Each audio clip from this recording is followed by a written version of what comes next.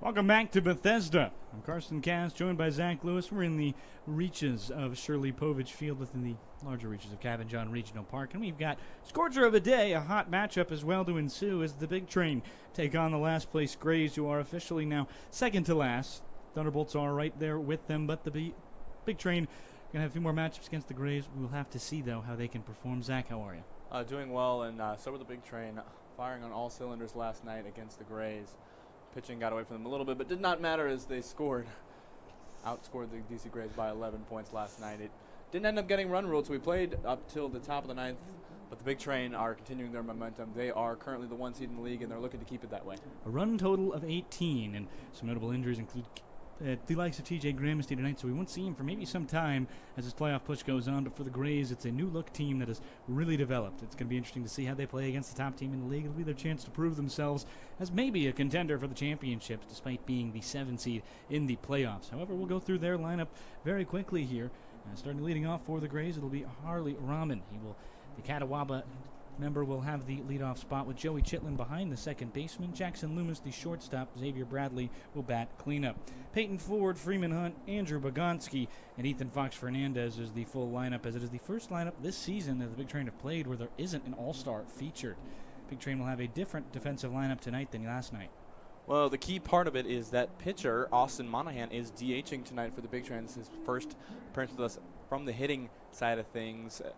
Things, as you mentioned, a little shaken up. Carpenter on first base, Parker Corbin at second, third base Logan Panett, shortstop is Kieran Coleman tonight. In the field, right is Malvazio, left Foscolo, in the center we'll have Jack Gagan. As you mentioned, an injury to Gramsty means Jack Gagan comes in as catcher, and our starting pitcher will be Jackson Ketchum tonight. So 12-21, the Grays are 11 games behind the Big Train, but the Aces and the Giants are 9. Pretty important matchup for them to maybe get a higher seed and get a home field advantage in one of these playoff matches, but we'll have to see. They've got a long road. Ours a bit shorter as we head down here into these last few games of the season. A week remaining in play in the playoff battle. Going very well. We'll tell you more about it when we get back. We'll take a brief break for the national anthem of the Big Train Baseball Network.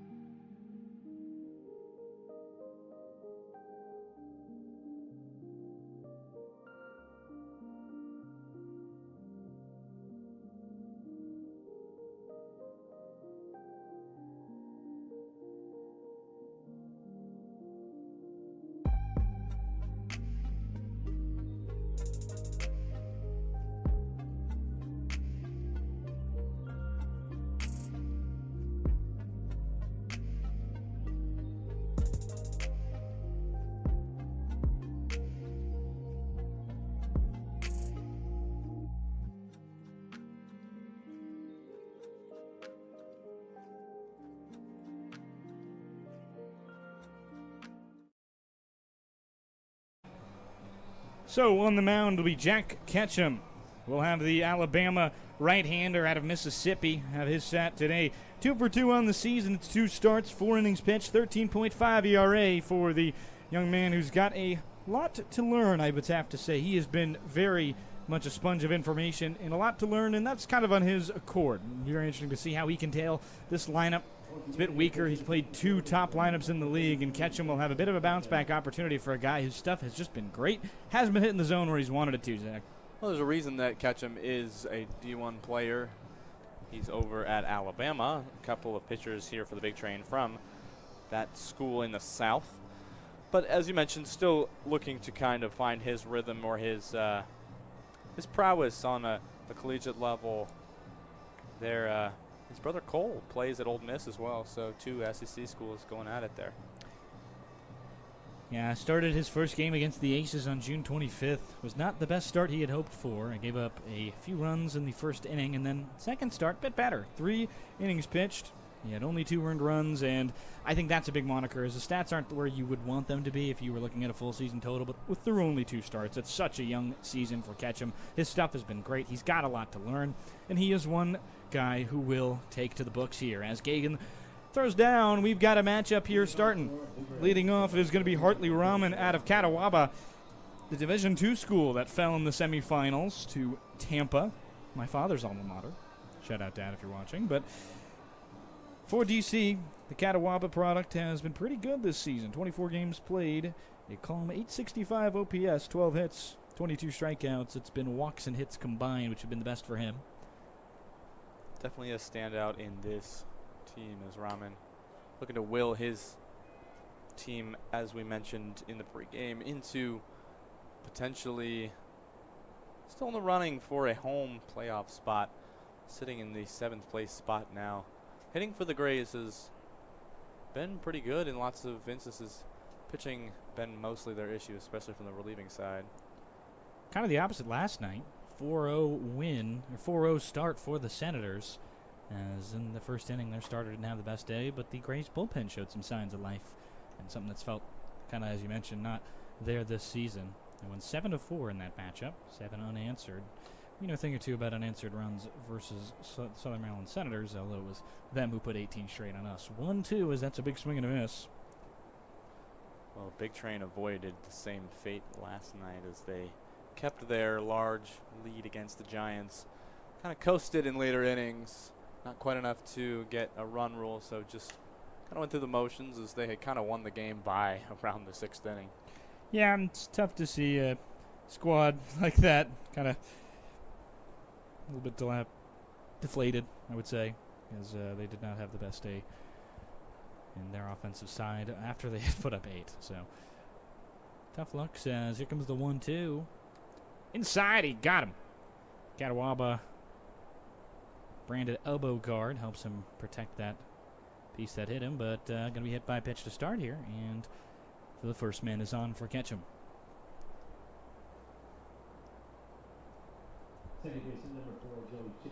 Well, not the way you want to start out an inning for a pitcher. That one just plunked him on the shoulder, but Ketchum now faces the second batter, a reset. The man on first base. The man on first is Rahman as Chitlin comes up.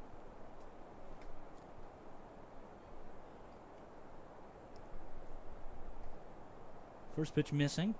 Goes to the Big Train defensive lineup you already mentioned through it. Corbin, interesting, a mix with Coleman in the middle. A lot of last name C middle infielders. The last time a guy who did not have the last name that started with C for the Big Train play short was in June, as this one's grounded up the middle as the likes of Rahman go. So Chitla on with a base hit. Rahman gets all the way over to third and quickly corners with no outs for DC. Rahman showing off his sneaky speed there as he's over to third really easily on that hit there. Not the way you want to start out an inning for a pitcher. Has corners, no outs. Good territory for the Grays to open up scoring in the very first frame of this one. So 9 innings still with the Heat, excuse me. Apologies. Jackson Loomis, a member of the Denizen squad who just won the Division III College World Series. That team went 50-3. That is a difficult task to do in baseball, but he's been good this season as well. Tailed off recently as Runner goes from first. Chitla in there at second with a stolen base. Pump fake from Gagan. Loomis, a DC native, one of many Jackson Reed high schoolers, as their pitching coach here for the DC Grays. Also pitching coach there. Well, the Grays exactly the start they need to this one, which is starting out hot from the bat. 0-1, and he lost control of the bat into the seats. Nearly caught a fan. Such a good job to cover and protect herself, as that one was headed straight at her. She seems to be okay. It didn't end up striking her, and she very calmly and nicely returns it to its owner. Yeah, that's not one that you're going to see too often. Makes it over the fence, overside the Big Train dugout. Why you keep your head up, I guess. It's a new one. Not the first time it's happened this season. Actually, the third time. First time it's happened for an away batter, and the first time it's gotten over the fence. Now the 0-2. And Ketchum has his first K of the year. Third appearance. He's finally found something there, and Loomis goes down swinging after he throws his bat into the crowd. Well, maybe losing your bat into the crowd maybe throws you off in terms of your rhythm and timing a little bit, and definitely was behind that one of Ketchum, as you said. Now earns himself his first strikeout of the season.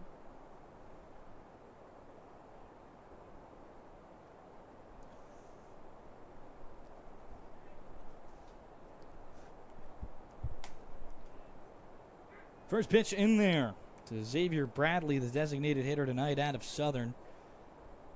892 OPS with that Southern University Jaguars squad. 775 OPS this season. Looking for hit number 15 to drive in the runners at third and second. Big wave, and he's quickly down 0-2. So the third batter, Ketchum Messina, do an 0-2 count this inning. One of them hit by a pitch, the other one Cade. Well, it's a good bounce back from Ketchum as he puts two on the bases with his first two guys, but does a great job to strike out and gets ahead in this count as well. So forcing the Grays into tougher hitting situations important as he wants to limit the damage here. Comes the 0-2 and got him looking. Bradley held up. 2 strikeouts in a row for Ketchum. He catches some fire as Rabinski will come to the plate, the first baseman. Rabinski is a Georgetown junior this season. 657 OPS this year. He's struggled a little bit with the hit department and has walked some, but really not enough to have made a huge impact, as the bottom of this order has been a bit difficult in order to find runs.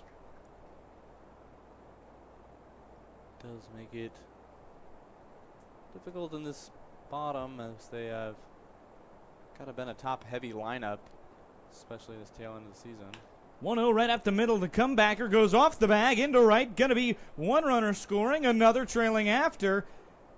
And a good bounce off of second base to put it into right field ensures a second runner scores. So a 2-0 lead quickly for the Grays on a circus play single. Unfortunate for that one. With that hit, one run was always going to score, but as mentioned, the bounce off the bag enables the second one there. So an unlucky play for the Big Train, puts them down early, something Big Train have seen in a good amount of games. Foul backwards.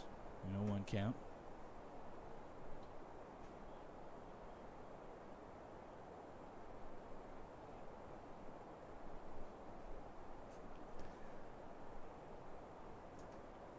It's Peyton Ford, the center fielder, going to the University of California, Pennsylvania. This one hit very well into right field, but it's not going to have the humidity under it. Caught by Malvazio for the third out. 2 runs on that single from Rabinski. He has ended up stranded. The Big Train down 2-0. Get the bats going at the bottom of the first.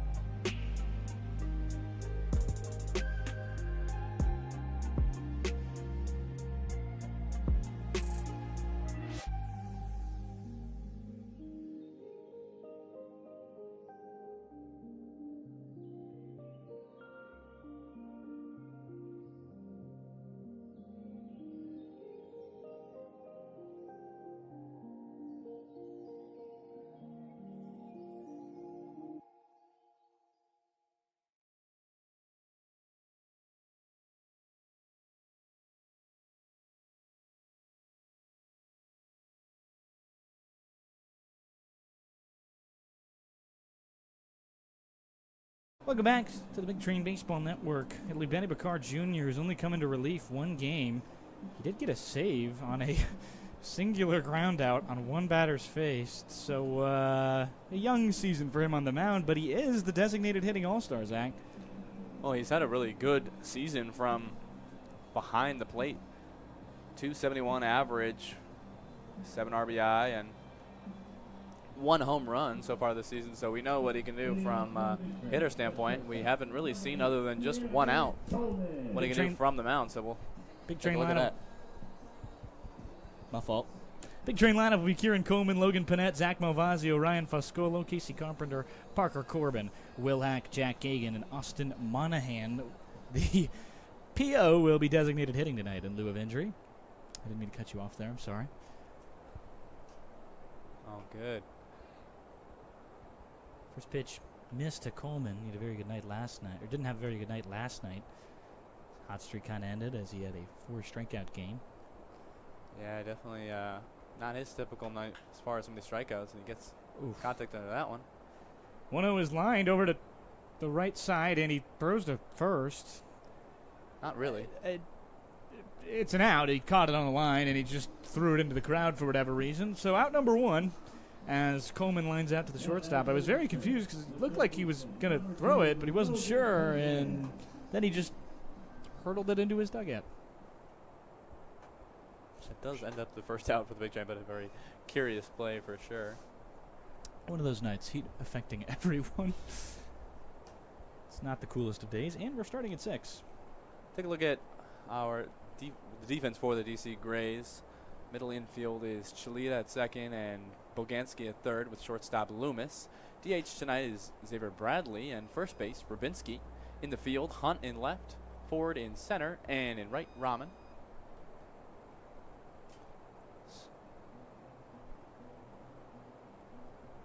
So that one will land foul.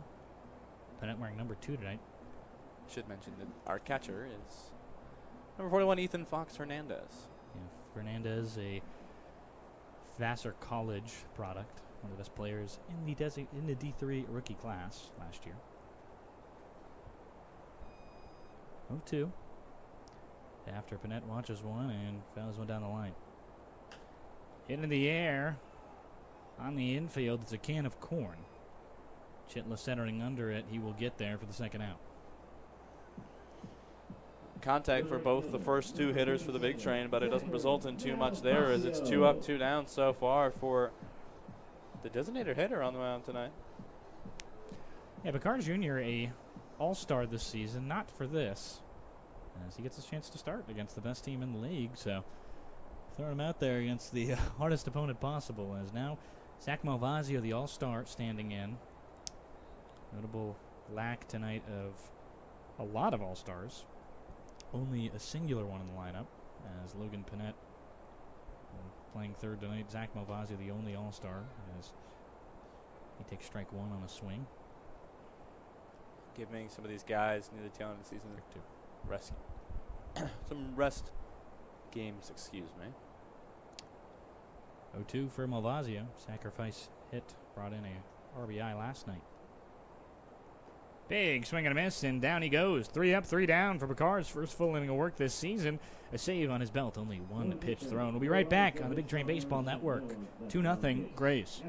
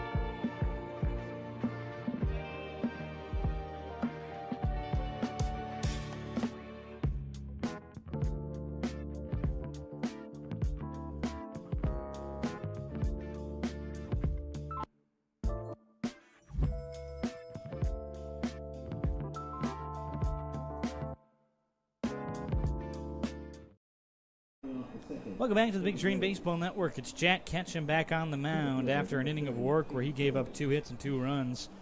It's Freeman Hunt, the left fielder for the Grays, up to start this second.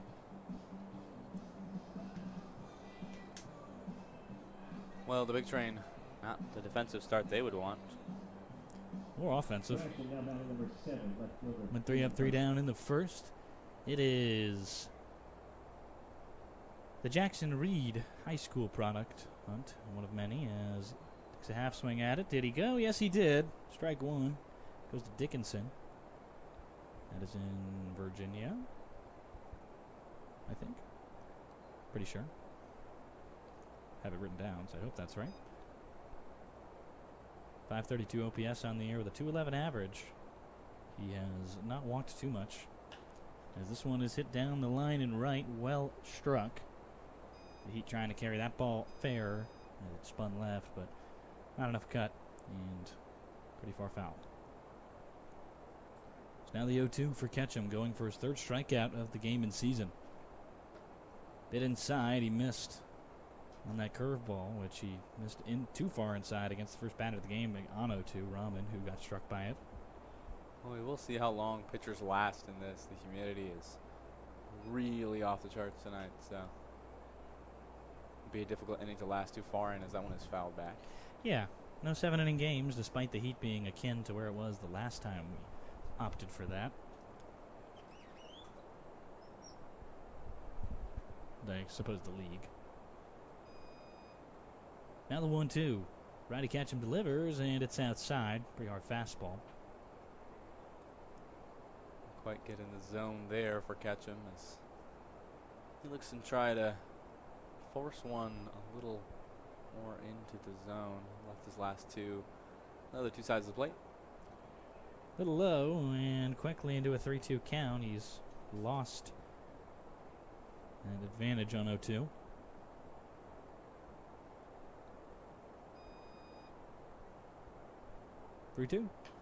Half swing up the middle. Comebacker collected by Ketchum, and there's the first out of the inning. Third baseman, number 36. Soft contact there leads to a good first out for Big Train in this top of the second. Ketchum avoids a leadoff walk in this one.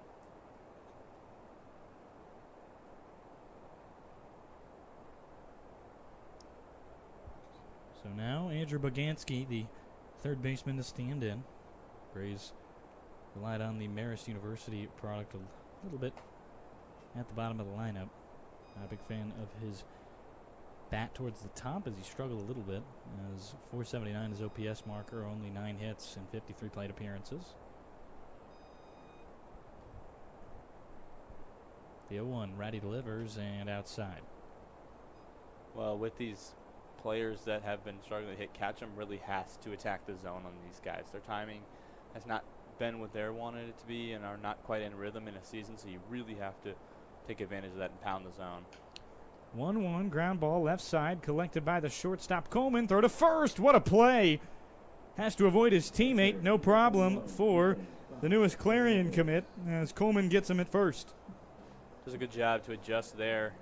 Could have turned into a reach on first base there, but does a good job getting around this guy and making the play. Throw in time there at first. Coleman, 2 outs. Has not hit so well this year, but Ethan Fox Fernandez was tailing out the bottom of this lineup. 6'3", 200-pound DC native out of Jackson Reed. Was the 2026 Vassar Rookie of the Year finalist, one of them. Did not earn the moniker. His 842 OPS was great, but not enough. Walked a lot. Or walked very little, excuse me. Hit a lot. 32, exactly, 94 at-bats. As now the 2-0, Ketchum behind. Roddy delivers high, and that 2-0 count moves to 3. Doesn't quite the control to bring it down. Now faces a hard count. Does get that one in the zone. Heater clobbers the zone in the outside corner.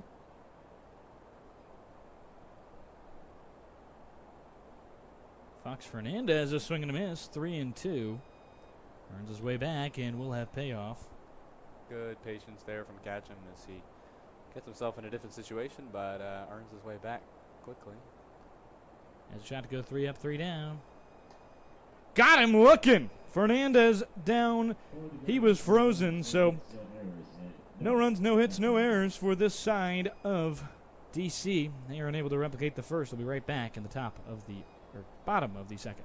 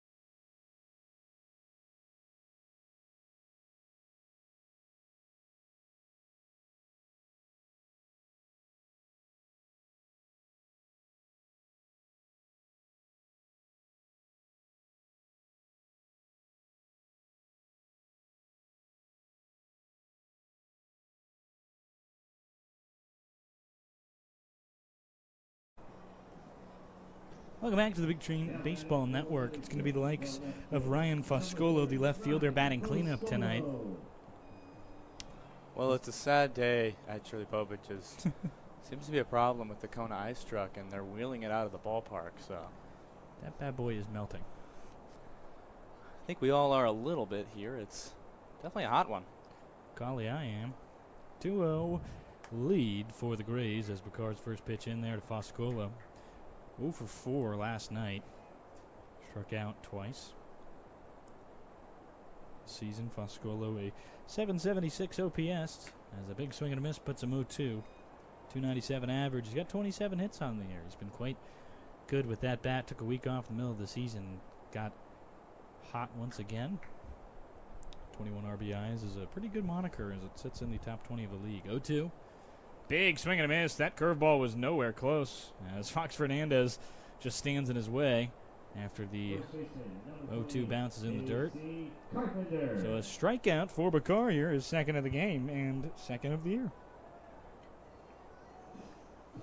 Well, Foscolo really caught fire beginning of last week.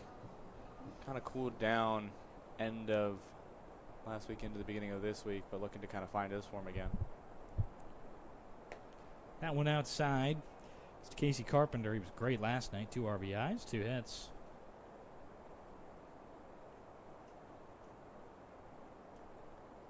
The season will Carpenter has posted a 981 OPS with the league lead in doubles at 11.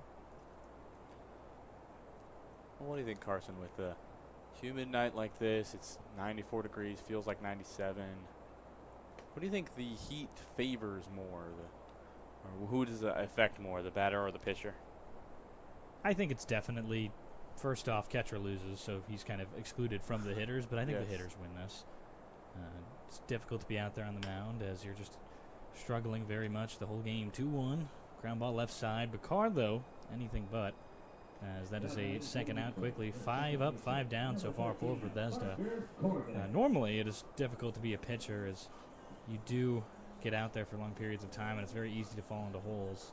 But you normally get to spend that inning in the dugout, or half inning in the dugout, and that's pretty good. And for the Big Train, who've not been too clean on the base paths through what has only been 3 frames, it's been nice, but still early. First pitch to Parker Corbin. That one misses on the inside. Corbin 2 hits last night, as well as 2 walks. He's got a 840 OPS this season, as that one misses outside. Highly selective Akron commit. Yeah, Corbin really good at kind of reading the pitcher, kind of deciding what he thinks he's going to throw and making his adjustments. Definitely a lot of that coming from being a catcher himself as well. 2-0, it's a good breaking ball. Makes it in the zone there. Unsure if that was a slider or maybe a change.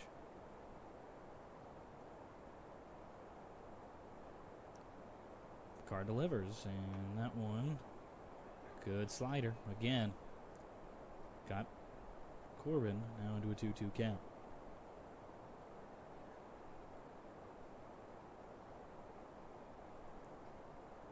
Picard Jr., and that one's outside. Fastball did not get in there. DC Grays struggling with starting pitching last night. Carr, good shot to go 6 up, 6 down against Corbin on the payoff pitch. Corbin lifts this one on the infield. Another can of corn. They'll leave it for the third baseman, and Boganski collects. So 6 up, 6 down this game. The longest Big Train have kept off the base paths the entire season. We'll be right back on the Big Train Baseball Network.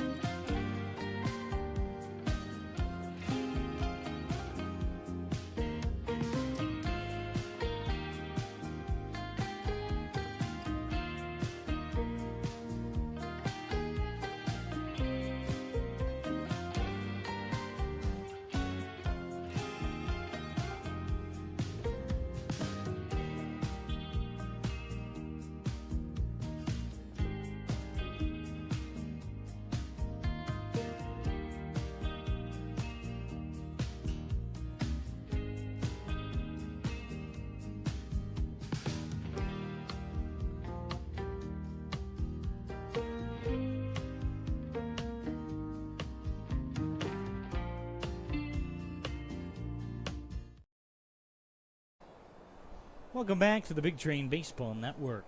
Ketchum in the second inning of work went 3 up, 3 down last time. Got himself a strikeout to end it, and we go back to the top of the lineup in this third inning as Hartley Rahman is hit by the 4th pitch he saw. Will come back up. Got those rolled up sleeves. Rahman likes to show off the guns. You know, and if it's probably heard the old moniker "Suns Out, Guns Out" and decided that probably applies today, doesn't it? UV about $4 million today, as this is a soft ground ball left side. Panette scoops, throw to first. Got him. Another great play on the field as Rahman is extinguished. It's a good stretch there by Carpenter as the throw gets just a little bit high, as it's a quick scoop from Panette has to be to make the throw in time, but the fielders there connecting and getting the first out. Ketchum staying pretty good after a 2-run given up first inning.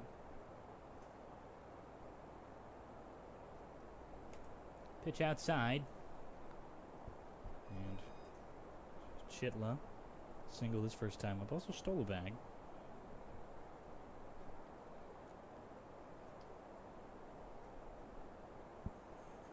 One of 2 Grays to have a hit already tonight. 1-0, ground ball right side. Chitla hit it pretty hard. Corbin handled it well and gets the out at first. So 2 up, 2 down. Jackson Loomis. Last batters in this game, the last now 11 for both sides have been retired in a row. Silent since that top of the first from the Grays. Corbin doing a good job on the last play, getting his full body in front of the ball, so if it does get through his glove at all, make sure to keep the ball in front of him. A native infielder.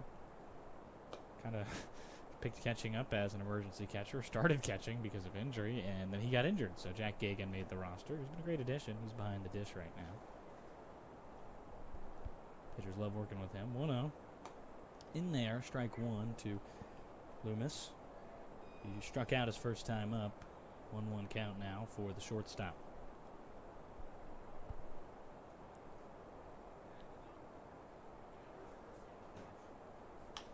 Lined into right off of Loomis's bat. It gets down. He's going to round.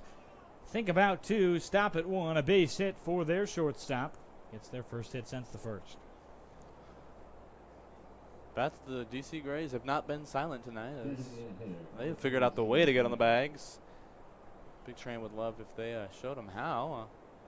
Still haven't been successful with that so far from the Bethesda side, but the Grays have another man on the pads, and defense now needing to dig in the heat.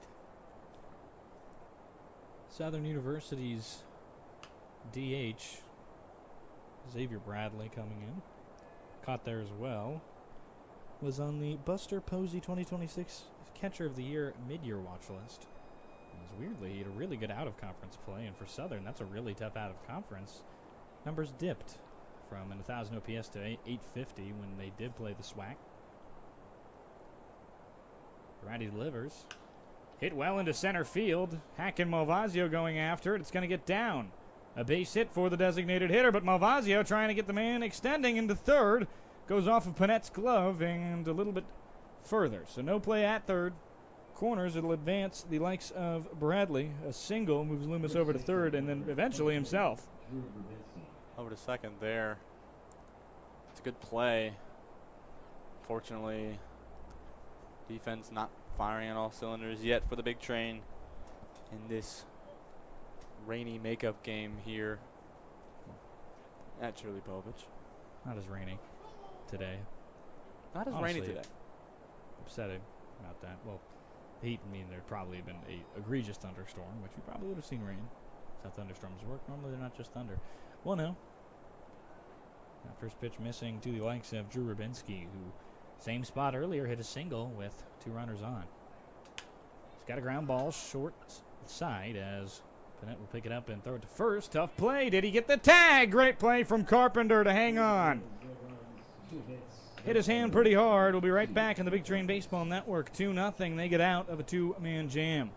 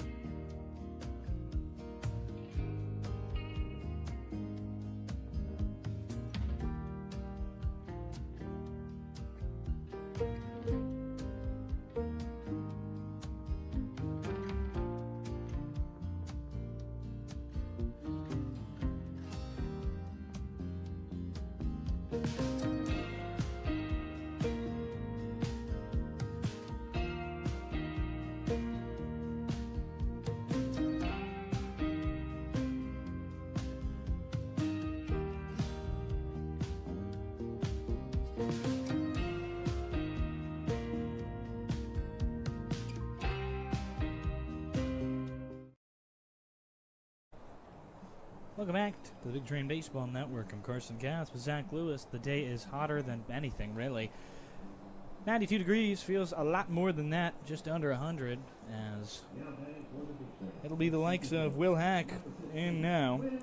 Great night last night, helped break a slump. This season, Hack has got 19 RBIs to a tune of a 731 OPS, 262 average to help accumulate on those 22 hits as well.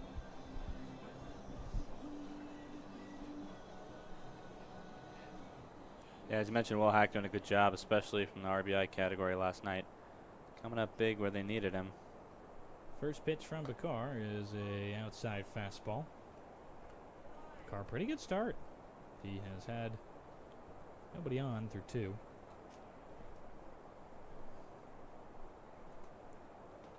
It's been a great start from him, and as he delivers another strike there, has been so calm, and you would think this is a guy who has been pitching for the Grays all season. It's just his second appearance. Carpenter being checked out by the athletic trainer. Looks like an apparent thumb injury. See if he will be all right. He's going to end up with some ice, but 1-2 is swing and a miss from Hack. Car rolling outside. What I think we often see is guys who pound the zone. Guys who pound the zone are individuals who typically see a lot of success against the big train. They want to walk, they want to be patient, and if you don't let them, they won't.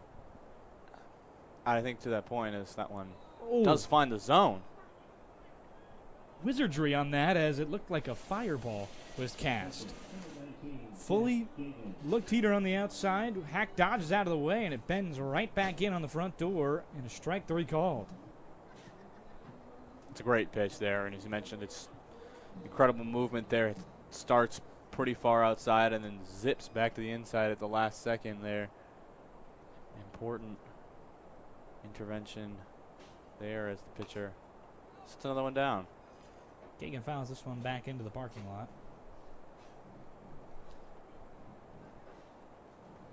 Heat advisory today and an air quality warning.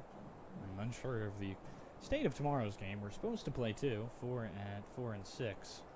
On a day that has a heat advisory, we're supposed to play a game at the hottest hour of the day. You know what? It is what it is. It is what it is. Do what we do. Air quality is bad enough to where we'll see if that game happens.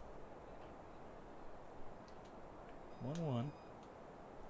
Friday delivers and ground ball backwards. Gagan tried to find that slider and he couldn't. Would be a big one tomorrow, as you mentioned. That's away at the only Crop Dusters, the number 2 team in the league right now, and that game important in seeing who will end up with first place. Be a breezy 90, feels like 100 actually tomorrow at first pitch, which will be a lot of pitches in that game. It's a continuation of a 7.1 inning matchup so far that we're through, as Gagan will pause for the 2-2s. Probably some sweat in his eye, given the conditions today, and that he's catching.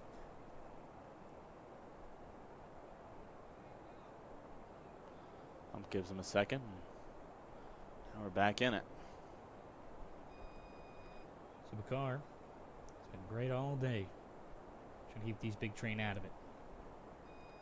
2-2, he waved at it. Nowhere near that slider. And another strikeout accumulated for the Grays. 2 outs quickly. Moving through this one very quickly, the man on the mound for the DC Grays. We see a new batter now. Austin Monahan DHing tonight. The pitcher had the chance to go with some injuries as the righty Bakar delivers. First pitch in there. Fox Fernandez struggling with the transfer tonight, as he will have a shot here to help contribute to these big train, as most vendors leaving. Up the middle, and a great play by the second baseman. Some good men behind Bakar tonight, as another man is caught out there. We'll be right back on Big Train Baseball Network. Nobody on through 3.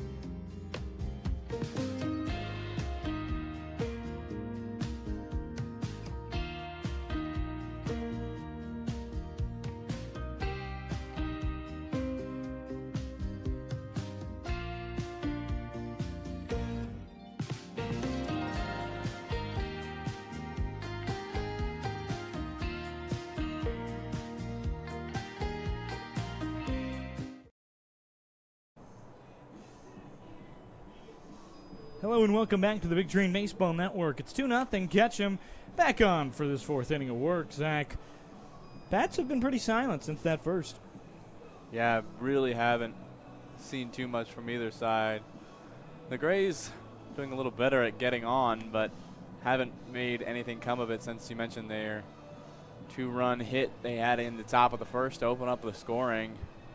They want to stretch this game out, as a win against the top seed could mean a lot for their playoff contention. The Big Train need to find some way to disturb the likes of Picard Jr., who has been lights out on the mound so far. So 2-0. Roddy Ketchum delivers. Ground ball left side and foul. Peyton Ford, the center fielder. He's 0 for 1 tonight. And Zach, on the other side, Benny Picard Jr., he's a designated hitter out of Southern. All-star. He's coming in. He's just pounded the zone. It's something to think about. 0-1. This one in the air to right. It's going to get down for a single for Ford. Something we've seen all season is it doesn't really matter the caliber of pitcher that goes out there. If he throws strikes, he's going to do well against Bethesda, and if he doesn't, he's going to get eaten alive. The walks, a huge factor. And for the Grays, they don't walk that much. And I think you can see their offense struggling because of that. Yeah, and as you mentioned, Big Train really like their walks in order to kind of put pressure on pitcher. Batter takes a swing at that one, goes down the count on 1, but really do seem to kind of come alive once they get a runner on or two, and that's where they've been the most effective, and that wins you games. But if you're not able to walk, then you're in trouble. They've got him in a pickle, and they got Ford. Stole a bit early. Ketchum saw him, and he got him. So, the first out for the Big Train. Single allows Ford on, but he's caught as Freeman Hunt will just have to watch his potential scoring teammate away. It is good awareness there from Ketchum, as the runner does have the advantage as Ketchum's back is to him, but just recognizes it well. 0-1, that one in the dirt. Ketchum a lot more efficient as well tonight. So I'm sure he'll hit the zone in those first 2 appearances we mentioned. Don't be surprised if very suddenly he gets very good, and exactly that so far. Well, we know the kind of caliber that this player is, and just waiting to kind of see it from a Big Train perspective. 1-1 ground ball from Hunt. And kind of ginger. I think it may have been some kind of hamstring injury for Hunt, who immediately grabbed at his lower right thigh. Whether he's hurt already or he just tweaked something, he seems all right, but may have gotten that out. But Panett able to scoop that up and throw it to first.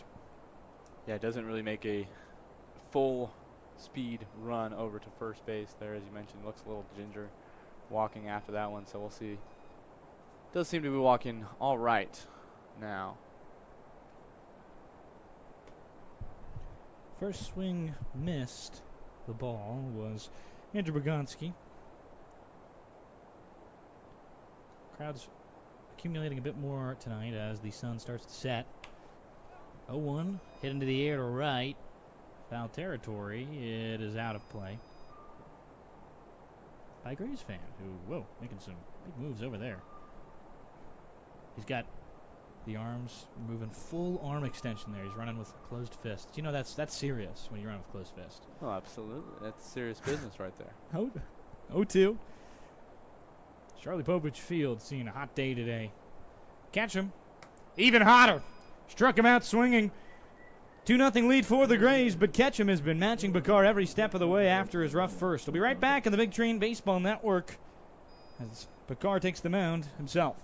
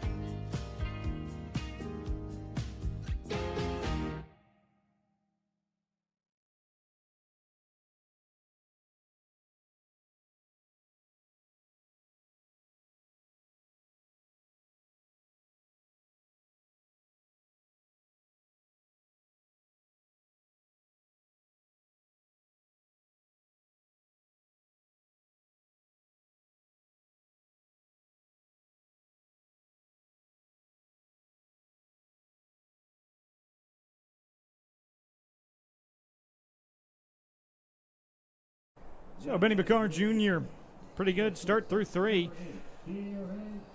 Nothing's going so far for Bethesda as Kieran Coleman will lead things off in the 4th. Without a base runner, Bethesda, second time through the order, trying to find something here, Zach. Coleman struggled with the strikeout last night, looking to not continue that trend tonight, but not successful his first time up. Pitch missing low, escapes 5-hole on Fox Fernandez, but ultimately does not matter. Nobody on. 5 hits tonight for the Grays. They've been pretty good in these top half of the innings, but catch him matching Bakar every step of the way with some strikeouts here and there. He's had him down last inning as Fox Fernandez struck out, or watched his teammate strike out, on deck as the 2-0 1-0 misses. Well, you know, we mentioned that he's an all-star hitter, but if you had told me before this game this is an all-star pitcher, I would have absolutely believed you from the start that he's had. Yeah, and a lot of that, we talked about it earlier, it really feels like it doesn't matter how good you are generally, as long as you're hitting the zone, you're going to pitch well against the big train and go deep into games because you will get quick results and quick outs. 2-1. Slider outside, and the first 3-ball count he's seen all night. Well, I think with a team that hits as well as the big train do, if you see them, the pitches that are coming over the zone, you want to swing at them and not always making the kind of contact needed to get yourself down and on base, so can be effective. But Coleman now walked. He will effectively end the perfect game bid that he was perfect through 3. That is the longest somebody has been perfect against any team playing at Shirley Povich tonight. This season as well, I apologize. I meant to highlight that part of that. Yes, believe it or not. Righty Bakar outside to Panette. Well, if you see his number, that is not Jackson Mirza. That is Logan Panette, who has now taken the number 2 jersey. Yeah, Mirza not with the team for now. 1-0. Righty delivers. And throw back to first. Got him!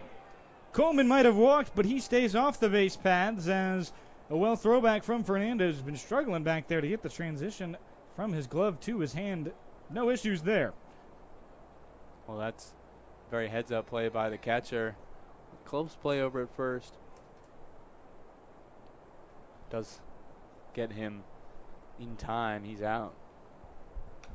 Foul backwards, and Panette left his jersey at home. He's telling us about that before the game. Also walking up to Tame Impala today. That's a new one. Said he was going back to his JUCO walk-up song where he had it at Gaston. 2-1. Line into left. It gets down for a base hit. Good piece of hitting as the no-hit bid goes there. I guess if you're still tallying that. Good fastball in the inside corner. Second time through the order. Panette found it. Popped that same pitch up last inning. Yeah, quickly unraveling just a little bit now for pitcher on the mound, Bakar Jr. Been very, very good, as we mentioned. Had the perfect game and the no-hitter, and now has lost it, but still able to have his shutout as that ball is into the dirt and allows the big train man to get over to second. Wild pitch. Bakar's slider nearly hit the grass before it hit the dirt there, but Fernandez good block to at least prevent more. We'll have Panette on second. One out as Malvazio sees the 1-0 count. Struck out in 3 pitches his last time up. Missed high. Bakar's control a little bit wild now. Yeah, he seems to be struggling just a little bit in this one to really bring that ball down and hard into the zone. And interesting to see how much longer he stays in this one. Obviously doesn't have a lot of experience starting and playing in games like this. Malvazio, a worm burner down the left side, but foul. Nobody warming yet in the pen for the DC Gray.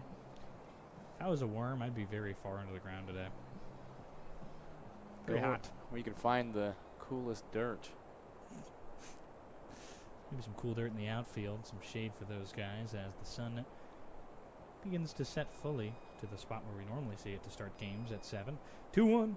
This one popped up backwards. Bit of a can of corn had it gone fair. Picard Jr. In a tough spot with a runner in scoring position, Malvasio the same with 2-2 the count. Malvasio primarily pitched last season at UCF, but he's having a fantastic one this year. He's got 7 home runs, which leads the league. 2-2, and a big wave at that one.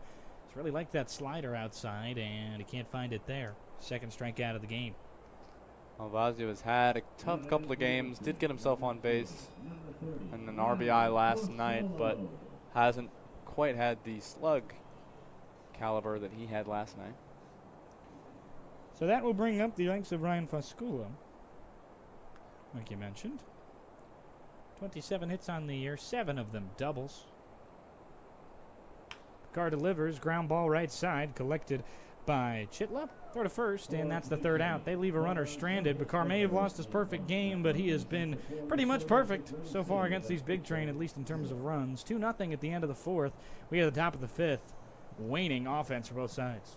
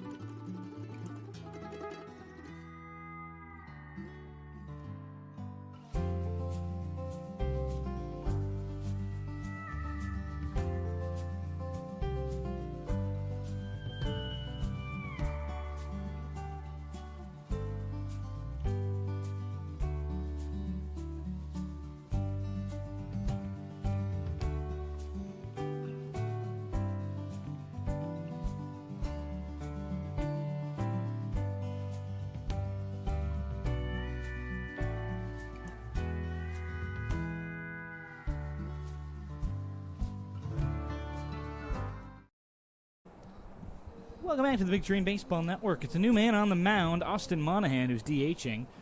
He will have his go.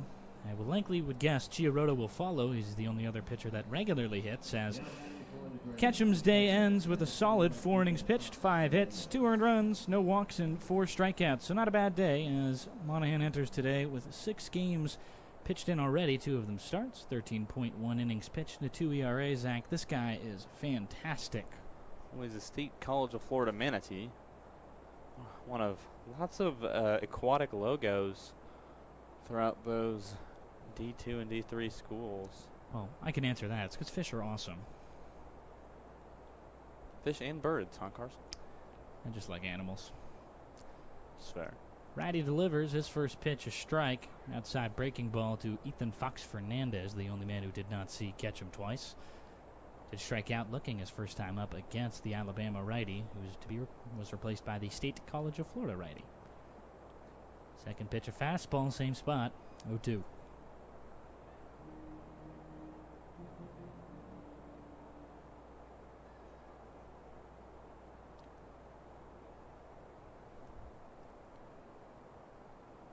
Monahan misses high. Fox Fernandez not hitting as well this season as he did at Vassar. Struggling to translate his game into the summer months. Wouldn't be hard to blame him for days like today, as the 1-2 misses high. The unhealthy air causing a bit of cloud coverage, as it's straight up haze. Wildfires in Canada. They're getting down here, which is bad news for climate and for us tomorrow. Unhealthy outside. 2-2. Big swing and a miss. Fernandez goes down swinging a second time, as Monahan has his first strikeout of the game in the 5th. Yeah, good way for Monahan to come in and start this one. Mentioned from the DC Gray side of things, the reason the pitcher was able to be so effective was delivering in the zone. I think Monahan has to do a very similar thing against the Grays tonight in order to get these outs, especially against the bottom of the lineup, who we mentioned has struggled in recent matches. Pitch in there. It's a strike to Hartley Robin, who is 0 for 1 today. He's hit by a pitch, but otherwise, it's been not as much as he's been good. As ground ball right side collected by Carpenter. Robin just takes the bat with him. He just ran right to first with the base. What's going the on? baseball bat in his hand. What's happening? I think we're seeing, once again, as we've experienced here already a little bit in the booth, and I'm sure players have already felt it. Sometimes when you're this fatigued, the heat is this hot, your brain just doesn't quite make the same firing on all cylinders. It's just hard to concentrate. So 2 outs quickly. Here comes Chitla. First pitch outside. It is a pretty good day to play baseball if it started at 8 p.m. League opted not to have those later games, as it did cause 2 games, or actually 4 games, excuse me, to have to be played at a later date because the lights went out, because the game simply just lasted kind of long. And in a 7-inning game that starts at 8:15, kind of happens. Yeah, and it's a little too late for these games that are played in places where don't really much control over when the ballpark lights go out, so you just got to play to your environment. 1-1, this one in the air to center. Hack coming in on it, and there's the third out. 3 up, 3 down to start the day for Monahan. I'll be right back to the bottom of the 5th. This one cruising because nobody's been able to get anything going with the bats.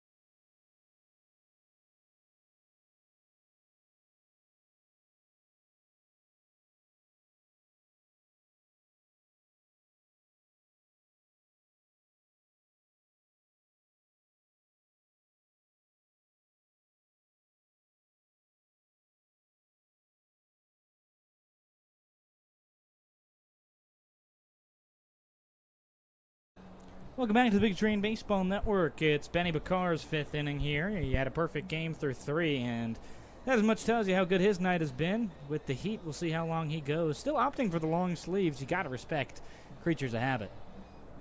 Well, if you have something that works for you, especially for a sport in a position like pitching, you just got to do what you got to do. So it does prevent the sun from doing too much damage to you there. So. Sun is doing damage to me. That's certainly the feeling today. Things happening in the world like soccer, but, you know, you gotta imagine. Think about what would happen if the World Cup final, they were thinking about it being on Friday. Friday will be maybe the hottest day of the year in New Jersey, as well as a air quality resounding that of nothing. Not anything good, I can tell you that. A lot of ash in the air as the 0-1 is inside, to Carpenter, the right-handed hitter there. Yeah, kind of an interesting situation there. Is still going to be played on Sunday. So maybe enough time for the haze to clear, but most likely not. So we'll see what happens if players need to adjust to a lot lower air quality and still really high temperatures. Tomorrow will be a little cooler. only it feels like 100 instead of actually 100 degrees. 2-1. It's all mentality, Zach. And mentally right now, I'm a little lost as to why there is such a big overcast. Sun kind of getting blocked by haze in a weird way. It's just very dim. It's almost as if a polarized sunglass has been put over the sun instead of our eyes, as that one misses inside to Carpenter. Field conditions going to be interesting to go all day, as that's a walk. So another leadoff walk in the 4th and 5th, as Parker Corbin has the shot to try and move Carpenter over. Well, you mentioned the haze there, and see how much it ends up affecting quality of this game. Big Train finally finding things moving a little better, but haven't been able to turn that into a run. Corbin shows bunt there. Collected by Bakar, throw to first, backside, what a play, but he doesn't get him in time. His foot is off the bag at first. Rubinski can't believe it, as Yeah, that he is doesn't a like that single. call. Umpire's saying that he was off the bag when making the tag, and so when the runner came through, he didn't make the play. The coach for the DC Grays is going over and having a chat with the umpire. He will call a conference. That is, I believe, Robinson Mateo asking what the call was there as to why.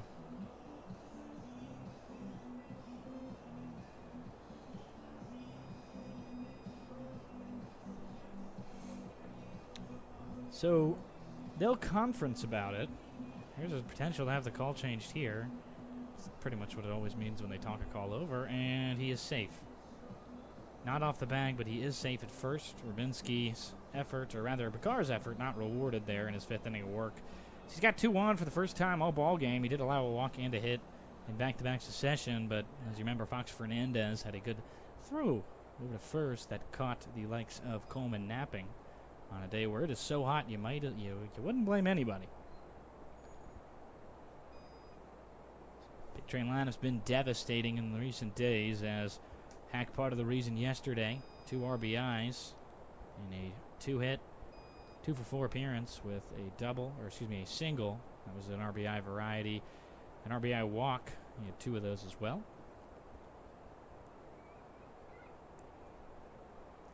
Two 2-0 lead for the Grays. Bakar trying to maintain that. 1-0. Bunt attempt popped up, and it's into the seats. That one gets all the way over the Miller and Long grandstand there right in front of us, and drops by the concessions tables.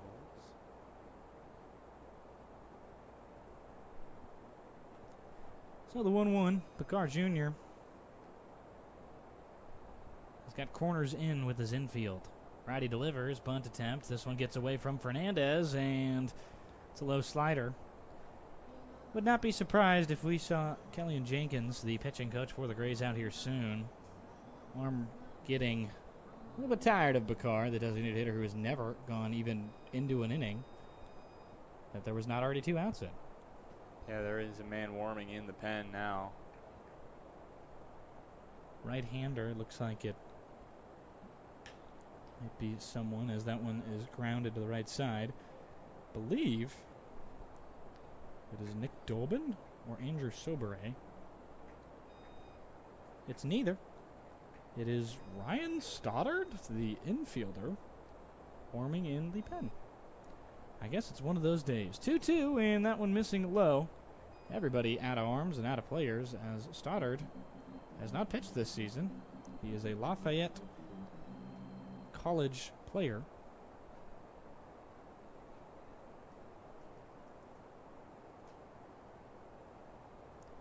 (3-2), full count with runners on 3rd and 2nd. Missed outside, and he walked him. Hack takes the open bag at first, and they've got Bakar surrounded. Some offense brewing in the 5th, Zach.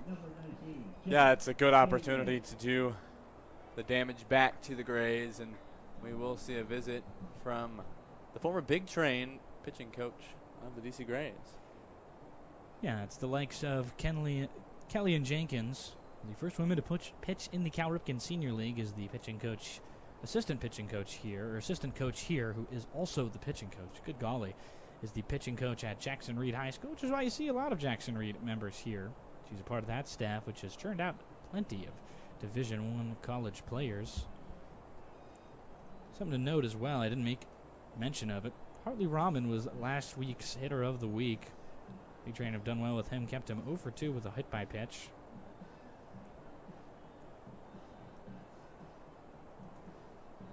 Yeah, an incredible coach in person there. Coach Jenkins really been a great asset to these DC Grays and does great work for baseball in this community.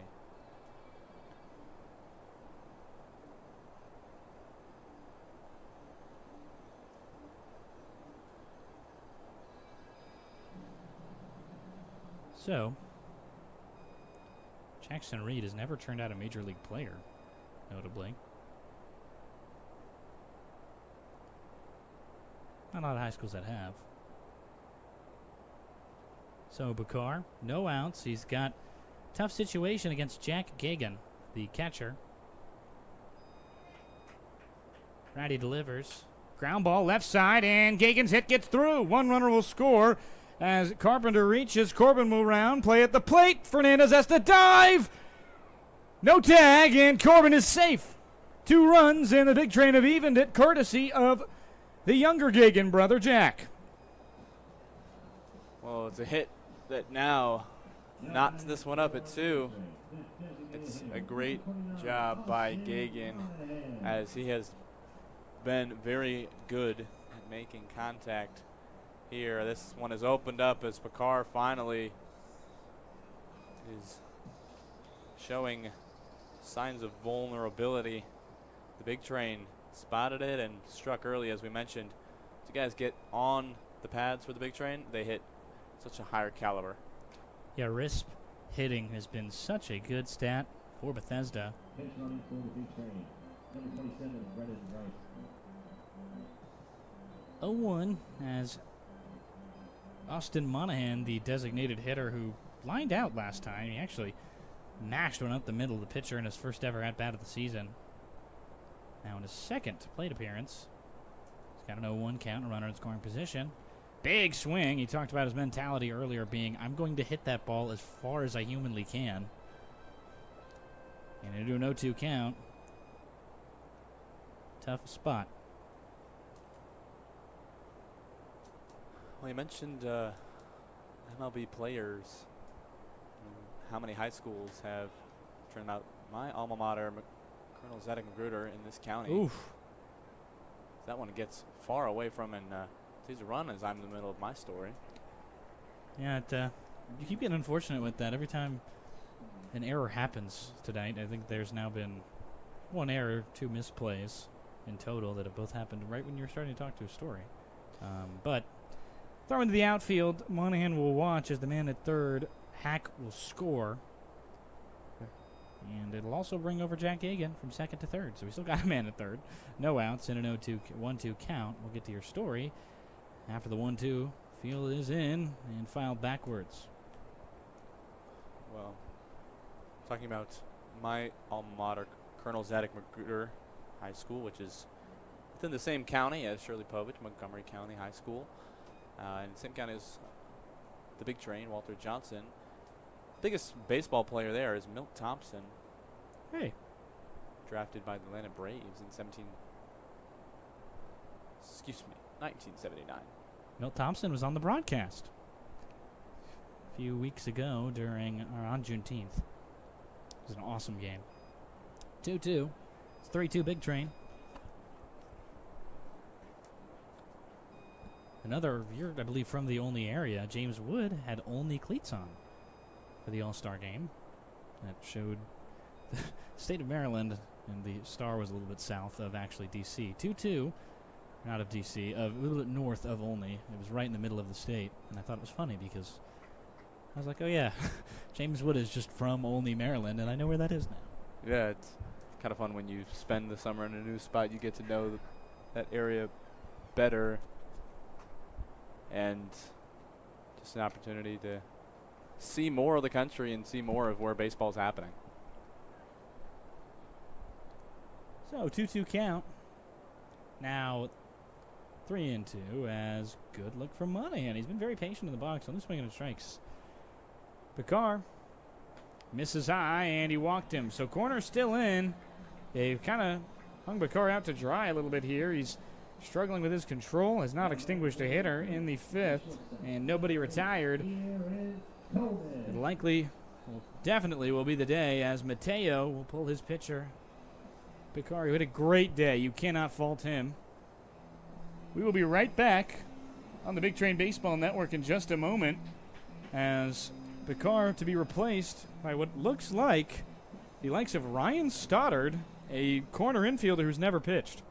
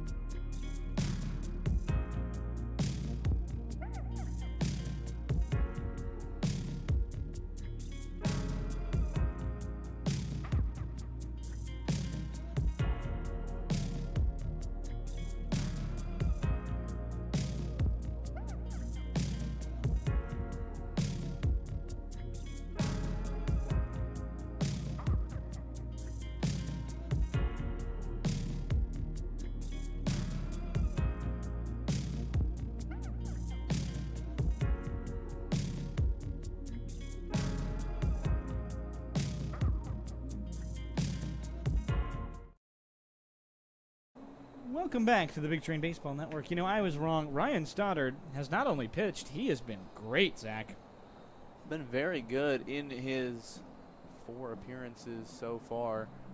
21 games played from the batting side of things, so doing well as well that way. Has 3 strikeouts, just 1 walk, a whip of 1.0 there, and no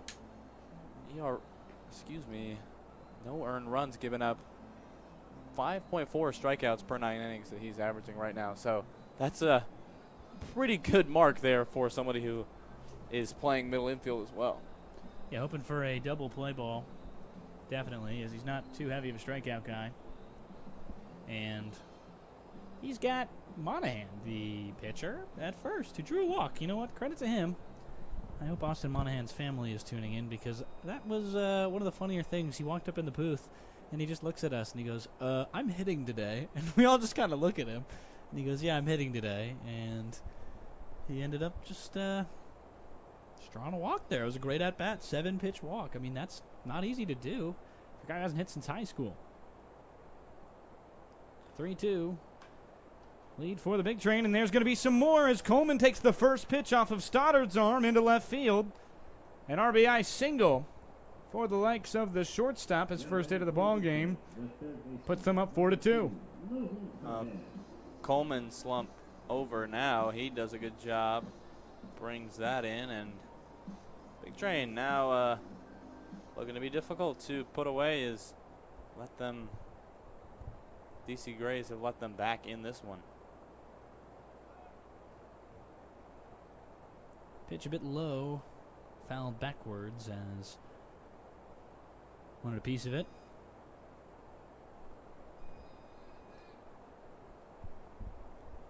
Panette got 2 on when he came up here. Still 1 in scoring position as they have to drop back. 0-1 missed outside. Stoddard nowhere close. That's his first run given up all year by Stoddard. Not earned. It'll end up on Bakar's tally. Bit unfortunate for the right-hander. Did fantastic tonight. Just things went awry in the 5th. 4-run spot so far and only nobody gone as they're to third. Great play idea, but it gets out of the glove of Boganski. Too far from Carpenter. Or too far from Rubinski, excuse me, the first baseman who just put it into the outfield, scores a run with it, and it'll go down as a Fielder's choice with an error for Panett. Number 37, Zachary Malvasio. He will not earn a RBI. He'll push Coleman over to third, and Austin Monahan will score. How about that? So 5-2.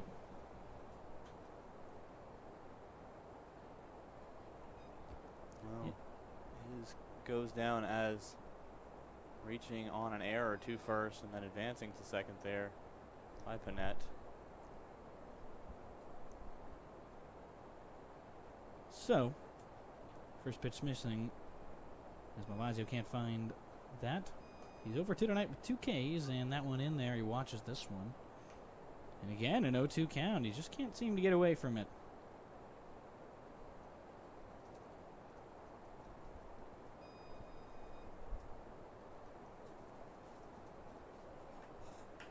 Lined into left and over the fence. Foul.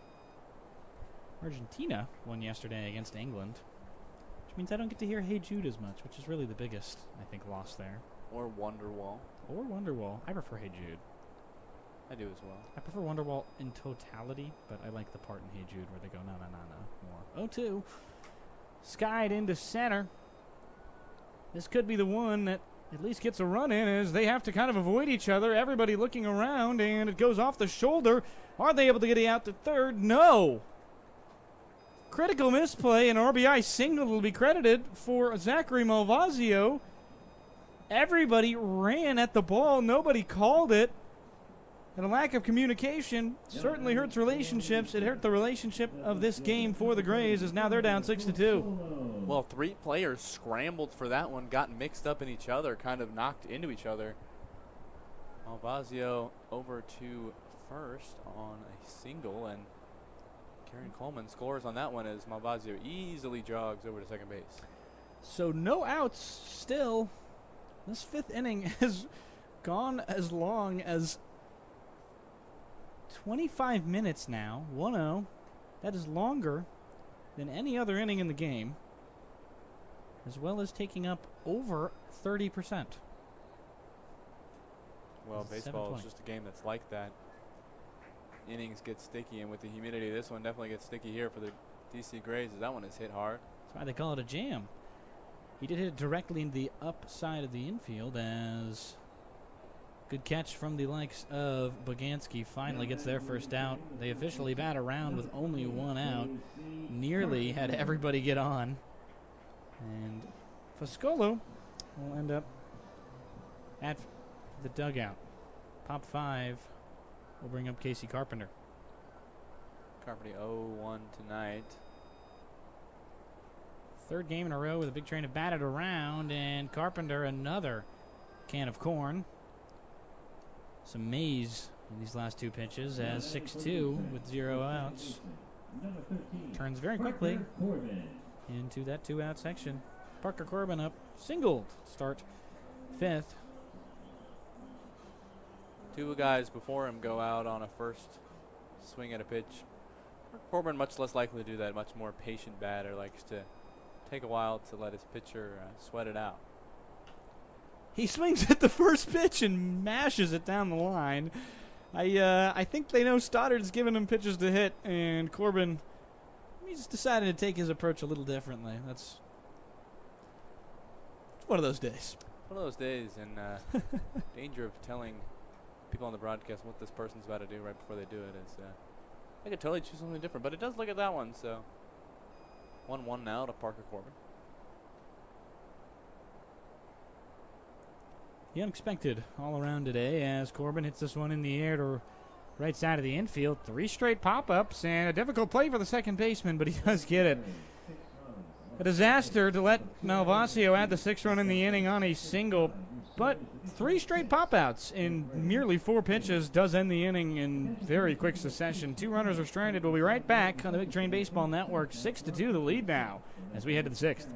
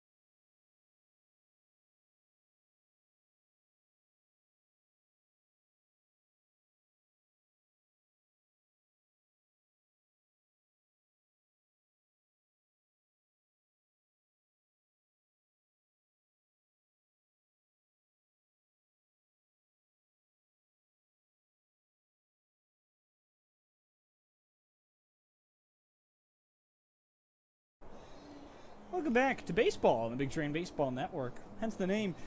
I'm Carson Cash, joined by Zach Lewis at 6-2, big bottom five, as we head now into the top of the sixth. Zach, that was one of the most baseball innings I think I'd ever say it was. I mean, what do we start with? A lot of errors by the Grays to score what ended up being probably an extra 3 runs. No outs, and suddenly, in 4 pitches, the inning ends. Pop-up, foul ball, pop-up. And 3 cans of corn. As a Midwestern man, I'm okay with that, as that first pitch swinging to the likes of Jackson Loomis, he singled his last time up. You mentioned it there. I mean, it's just the way baseball is sometimes. You go 4 quick innings, 4.5 really, and then the bottom of the 5th turns into definitely maybe categorize it as a bit of a disaster for the DC Grays. It's okay to give up runs, but you really don't want to do it the way that they did, with a lot of errors and just misplays, to now are behind 4 to the Big Train. Swing and a miss. Another strikeout as Loomis is unable to hang on to that. So now 2 on the game for Monahan, who just walked. I can't believe I'm saying that. He's playing 2 ways tonight. Does a Houston in basketball, a team you know very well, at least in getting beat by in basketball. Yeah, it's been an uncomfortable couple of seasons with Houston.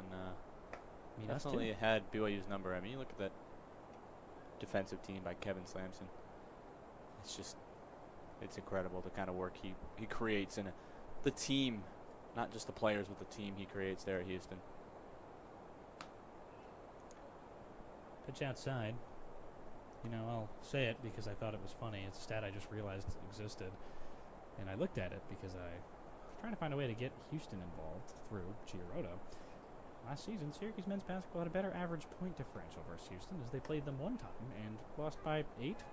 Went to overtime for some reason. Not really sure why. Those are 2 teams of 2 different calibers, but that's the joy of basketball, isn't it? 2-2.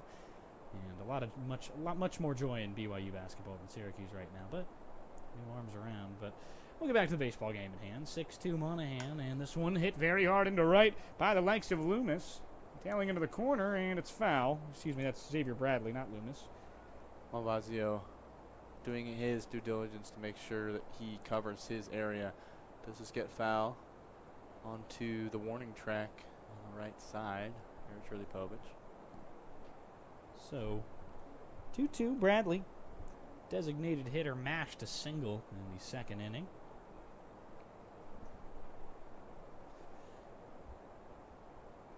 It's top of the 6th. 1 out, 2-2. Monahan trying to keep these bats silent. 2-2, and he got him. Froze him on the curve, and a strikeout looking. 2 outs, and the 3rd now for Monahan in just 1.2 innings of work.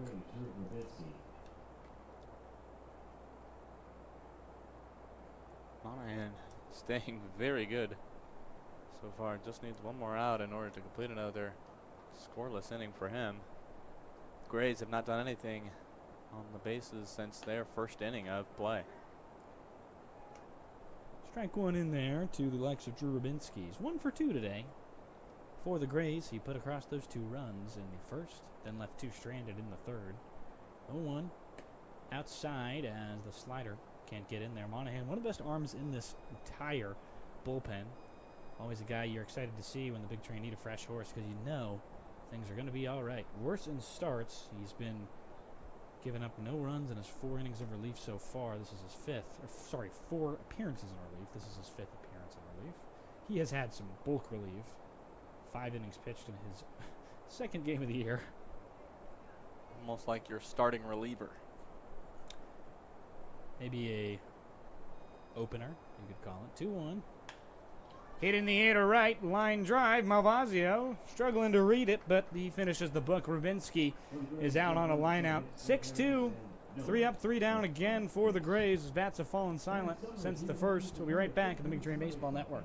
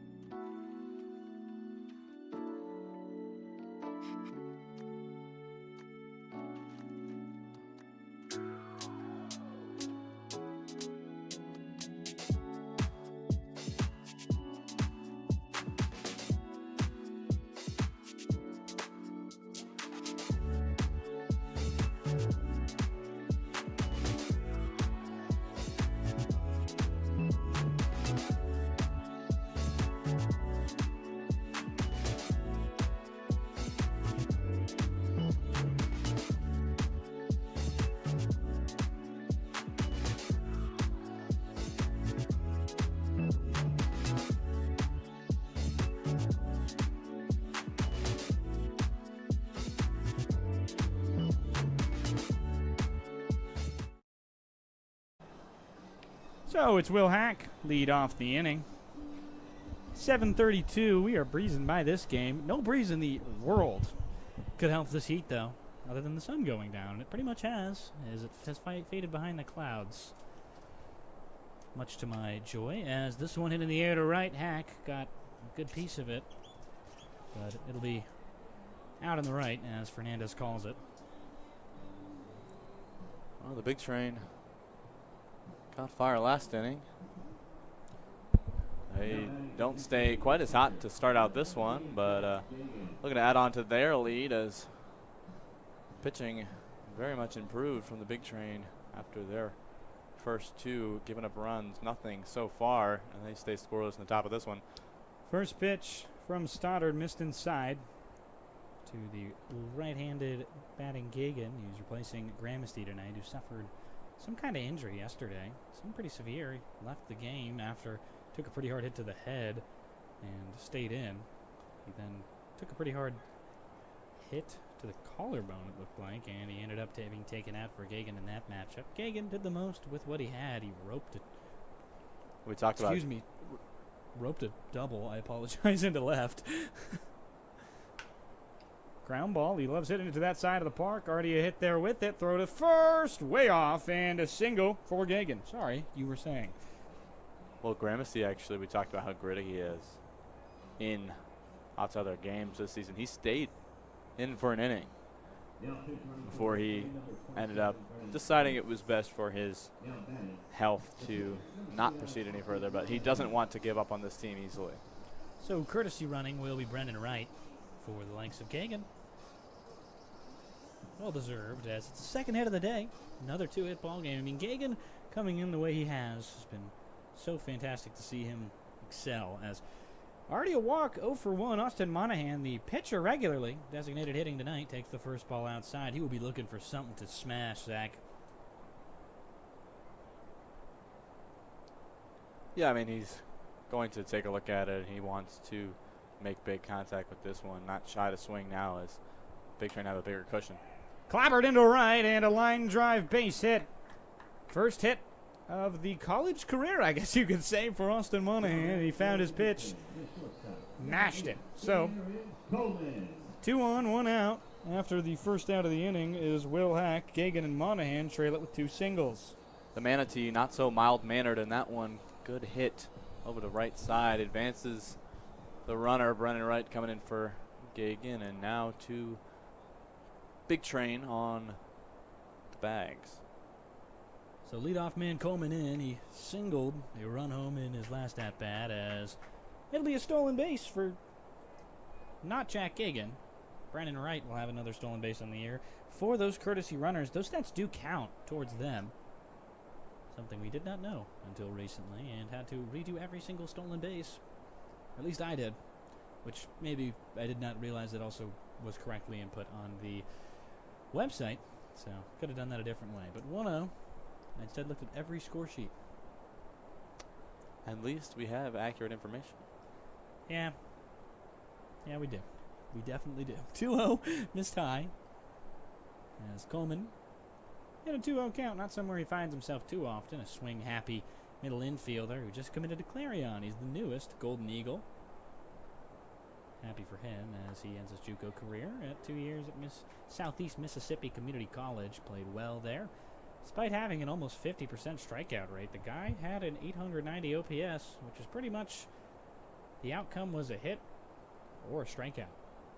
2 true outcome guy, as 2-1 is outside. Hit in the 390 range with some walks. OBP was about 500, so really was about a 2 true outcomes guy. 50% of the time he got on first. Didn't hit for too much slug, but he did have some. 3-1, ground ball, left side. It's barely foul.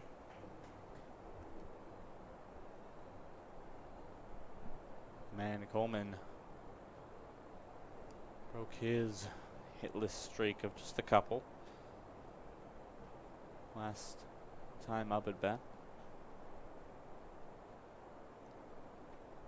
3-2. Been a tough outing. First earned runs given up for Ryan Stoddard. Potentially. adding more as there was 2 he conceded in the bottom of the 5th, bottom 6, 1 out, 2 on at the corners. Monahan making fun of the pitcher because he is not taking much of a lead as he designated hitting. P.O. called strike 3. Coleman can't believe it. Just there, he knew he should have swung. It's kind of, I think, what he's telling himself. Yeah, no, frustrated at himself there, Coleman. Definitely one he knows he should have taken a look at. And now Logan Panette comes up with a chance to bring his teammate Brennan Wright standing on third base home. Ended up being a tough call. I don't think that actually ended up making it in the zone. So Coleman, you know, sometimes the discipline is too good. 0-1 backwards off the bat of Panette, who forgot his jersey, so he's wearing number 2 tonight. Well, sometimes you just get frustrated at the wrong person, and you got to shrug that one off. But he's a good player and got a great mentality, so that one won't linger in his mind, I'm sure. Beautiful 0-1 pitch, and now 0-2, 2 outs. In danger of scoring nobody with corners. Nobody gone earlier. They have an 0-2 down to their final strike in this inning.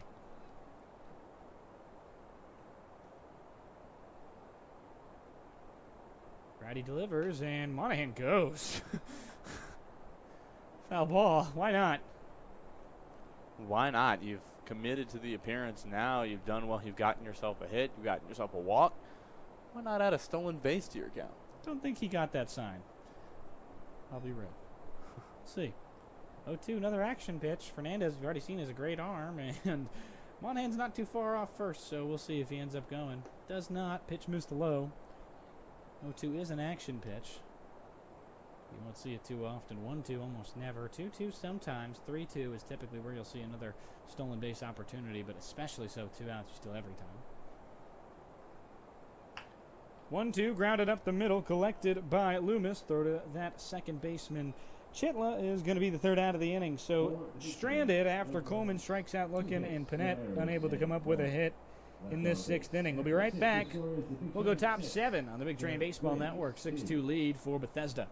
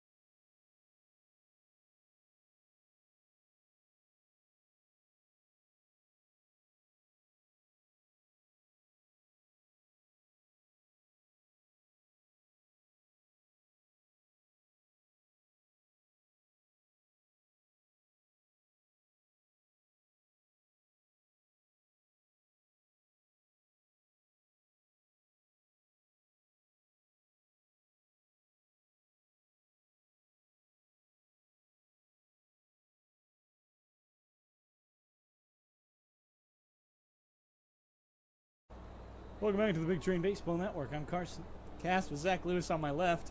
Peyton Ford going to be the batter. Going to be the batter here, the center fielder. Excuse me. 6-2, the lead for Bethesda. Monahan on for his 3rd inning of work in the 7th. He's been a good hitter as well. Designated hitting tonight. He's 1 for 2, a walk and a single. How about that? If you are Monahan's family, I applaud you because, and this guy this guy, it's a mentality that really takes to step up and do something you haven't done for a few years. And you know what? He's got it in him. 0-1. It's commonly referred to as he has that dog in him. Yeah, and to do double duty in this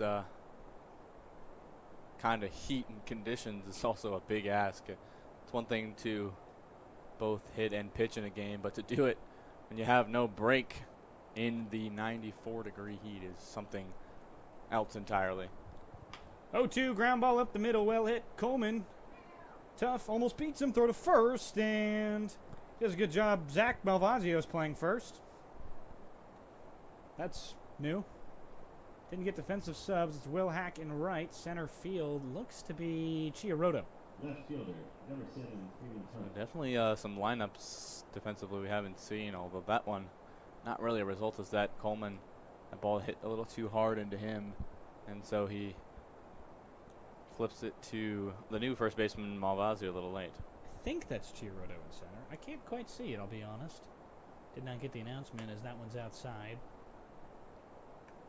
It is number 1. So, TJ Gramisty's out there. But, doesn't...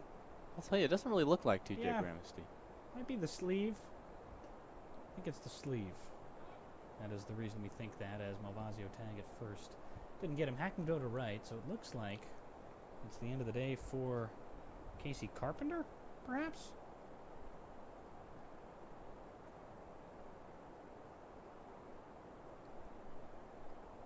Oh, outside pitch. As that one gets a little far. Peyton Ford's been trailed by Freeman Hunt here. 0 for 2 tonight. Hunt, the left fielder, out of Denizen.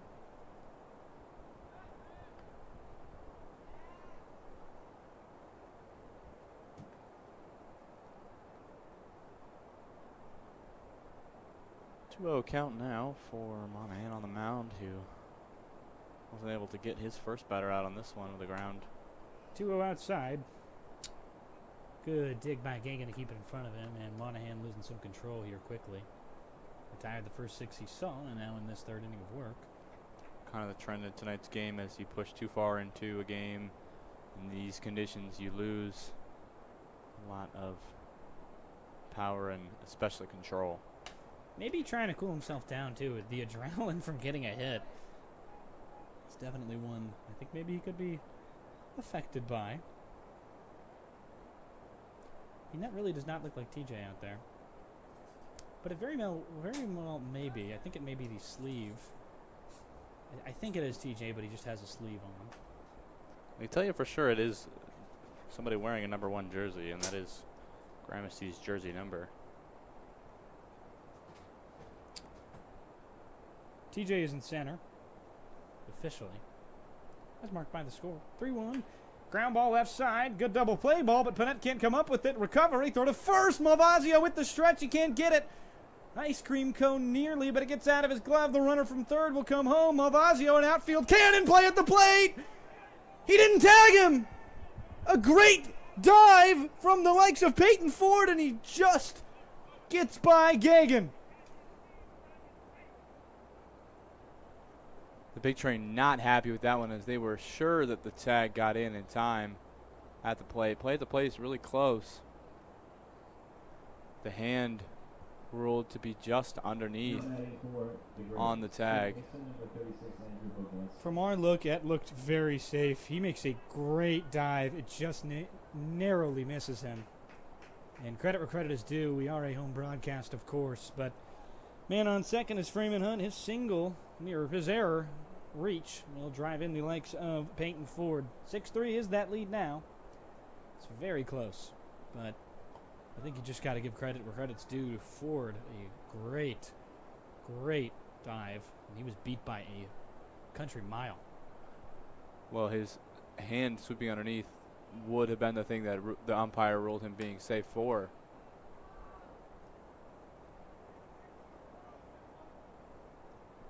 Into the air right side, and ends up right beyond the field of play. It's Andrew Boganski with a second base residing teammate of his as the 1-1 now to come.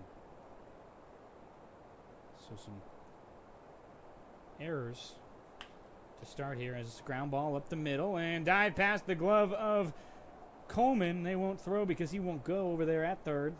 He will reach, and the second error Number 41, Ethan this Fox. inning, as Peyton Ford actually did not single. He will reach on error officially. That is the first hit of the inning. Boganski single moves Freeman Hunt over to third. Well, we mentioned it on the scoring plays for the big train, but kind of a wild sequence of events as the DC Grays pull back 1 run. Monahan delivers, bit high. First pitch to Ethan Fox Fernandez. He's 0 for 2 with 2 Ks. 1 strikeout suffered against Ketchum and 1 against Monahan. It's his second time now through the order for Monahan. Righty delivers, and that one misses high.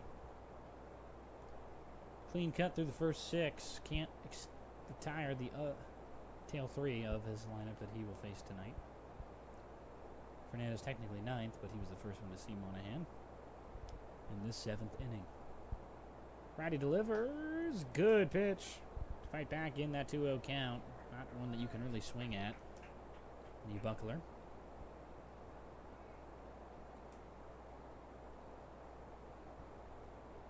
So here comes the 2-1. From the designated hitter pitcher Monahan as he misses high and into a 3-1 count.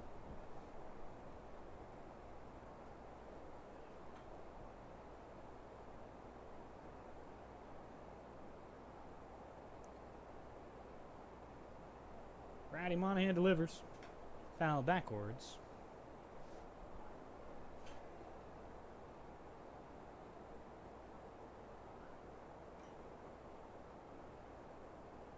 So 3-2. Working back into a full count. Runner goes, and ground ball left side. Panette able to get there. Throw to first. Got one as the RBI on the ground out for Fox Fernandez. First out of the first out of the inning, excuse me. Right fielder, number As 34, Huntley Rockmore. Ford did reach.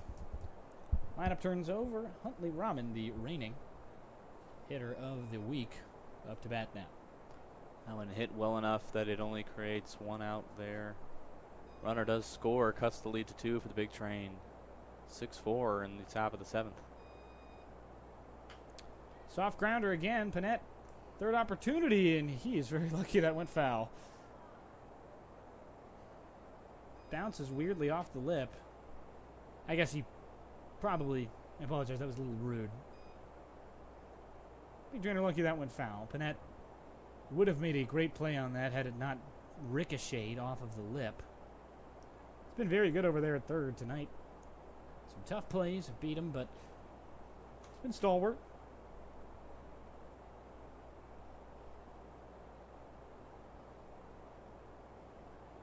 I mean to come across rude if it did at all, but Panette has been pretty iron wall in the hot corner, but boy, he's been getting some hot ones today. 0-1, Ratty delivers and fouled off of the mask of Gagan.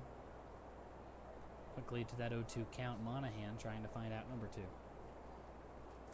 Looking for another strikeout here as a little bit more jam work in the bottom of the 7th for him as 2 more runs are scored to cut the deficit in half.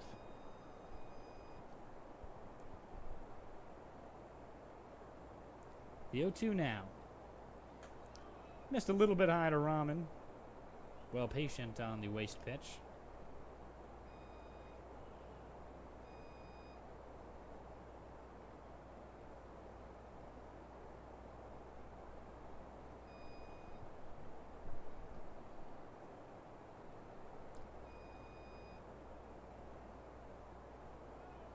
Half swing, and it's low to Gagan. He's able to pick it back up and throw it back to the pitcher before any advance can happen for Boganski.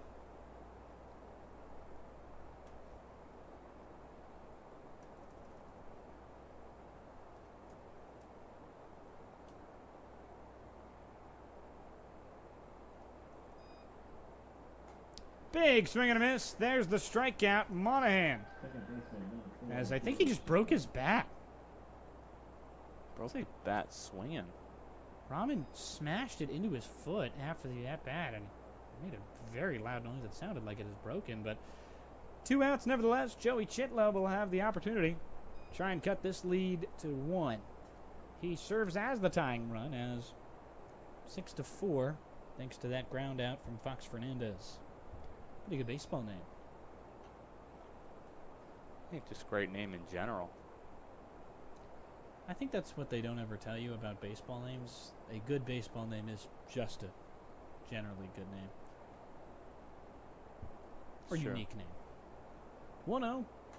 Big swing and a miss. Chitla nowhere near that fastball. He's 1 for 3 today. Evening really setting in here. 7:51. 2 hours since the game started. We're in the bottom of the 7th. Top of the 7th. I'm with Carson Cass with Zach Lewis on my left. Jack Gagan tries to frame that one, but it's in the other batter's box.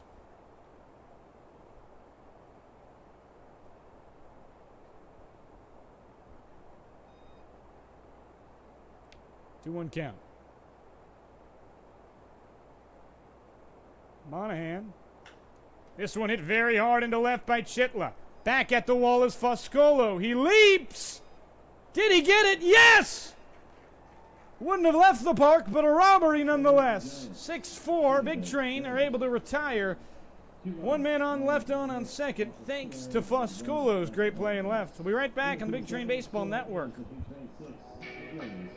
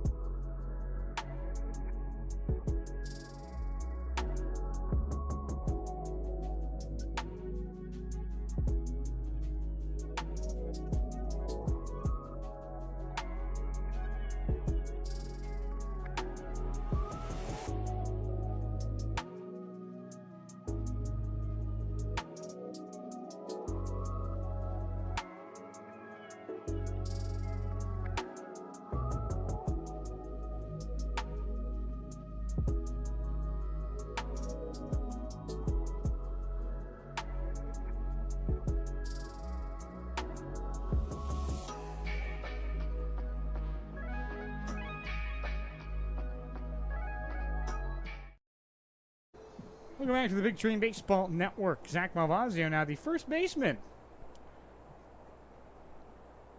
He is 1 for 3, golly, tonight. He's got himself 2 strikeouts and a single on a circus play, but an RBI brought in nevertheless, and we will take those. Ground ball, well handled by Loomis. He's got the first out of the inning. Now batting for the Big Train, the left fielder, number 30, Ryan Foscolo. Scolo to come up. Left fielder just robbed a solid shot into left. Upon further review, it was a home run robbery. Keeps this ball game what would have been 6-4. He maintains the lead, as that would have been a tie game. Very nice to have a good defense for the Big Train here. Foscolo, a very experienced fielder there, doing a great job tracking that ball all the way to the fence and making that play to keep this lead for the Big Train. This goal is a pretty good example of why you don't just put a left fielder in right. No, you don't just put a right fielder in left, because he is so good in left, and he kind of sometimes loses some of his talent that he has when he goes to the right side of the outfield, and he's only played it one time, but the left field is kind of his home. He's been very, very good when he's out there, as the 1-1 is mashed foul. Already robbed 3 home runs now this season. He took one away in left, took one away in left center, and just took that one away in left. Now the 1-2. Ratty delivers. Big swing and a miss. Foscolo down on strikes. Efficient is Stoddard to start this inning. Yeah, good job as he senses an opportunity. If he keeps this one close enough for his team to come back and beat the #1 team in the league, it's still a very close game here. 6-4, Big Train lead, and only need one more out to keep them scoreless in the bottom of the 7th.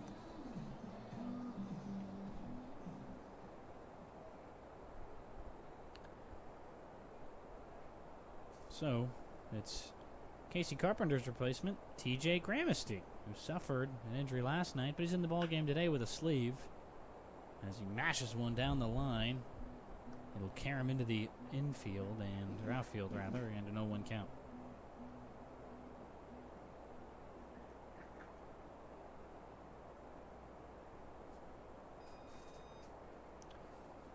Pitch missed low. TJ into a 1-1 count. Walks up to Casey.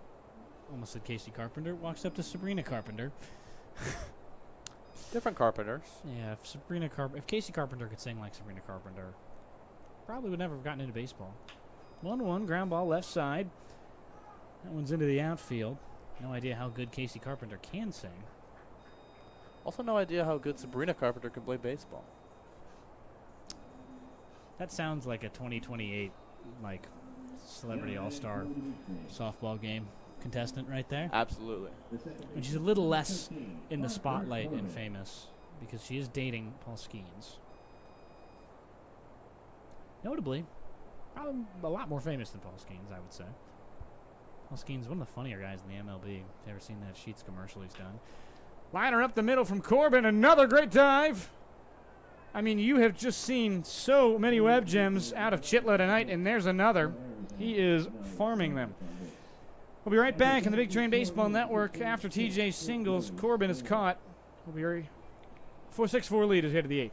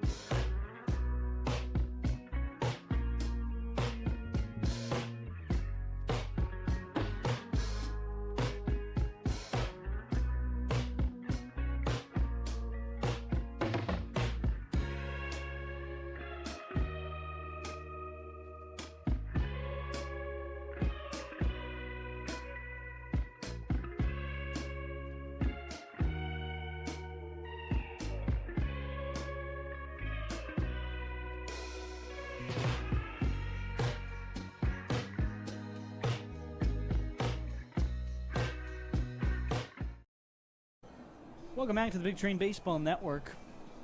Carson Cash joined by Zach Lewis. Sean McAvoy's in the room for whatever reason. 8 hits apiece for the Grays and Big Train. Excuse me, that's a 6. 8 hits for the Big Train, 6 for the Grays, 6 runs for the Big Train, 4 for the Grays. So Jackson Loomis leading things off in this top of the 8th inning. Monahan on for his 4th inning of work, Zach.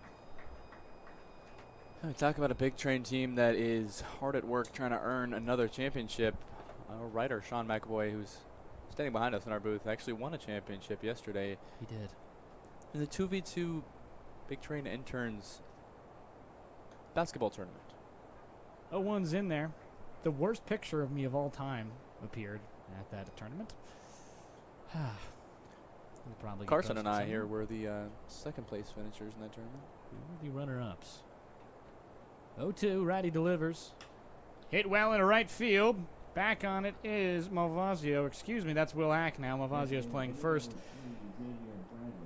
A line out nevertheless for Loomis, as he is now 1 for 4 on the day, bringing up the designated hitter. Well, defense rotating for the Big Train, but still able to bring that one down for Monahan, who stays on the mound pretty long into this one with the heat, but he's done well from both sides of the game. Monahan's first pitch to Xavier Bradley is in there. He is 1 for 2. 2 strikeouts looking.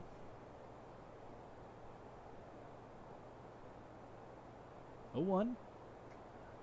Missed low and away on this pretty patient hitter. Too patient in 2 of his at-bats, but he hit a single very hard up the middle. Comebacker that Ketchum could not get to. He also went 4 innings today. Only 2 earned runs for both pitchers. Excuse me, I've got the hiccups again.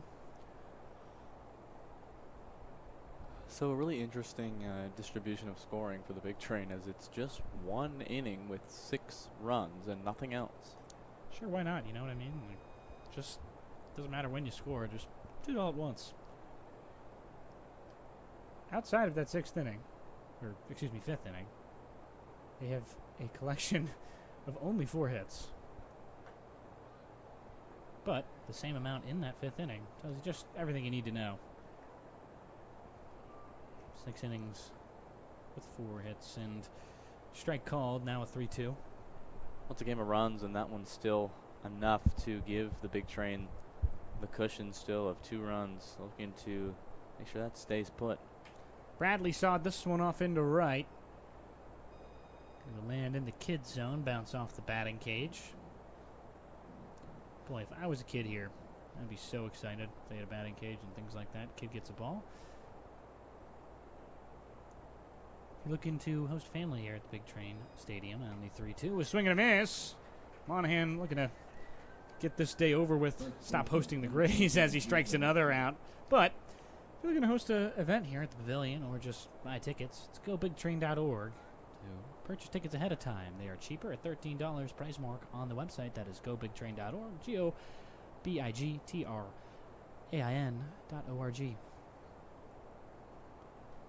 Also where you can find lots of articles and information. Like the ones that Sean McAvoy does, as well as Julian. I actually don't know Julian's last name, admittedly. Payan? Julian Payan. I like him better than Sean. Don't tell Sean that. 1-0 as Monahan. Pitch miss just in there on the outside corner. Excuse me. To Drew Rabinski. He had that 2 RBI single in the first, which brought home Rahman and Chitla. 1-1. Fouled towards us.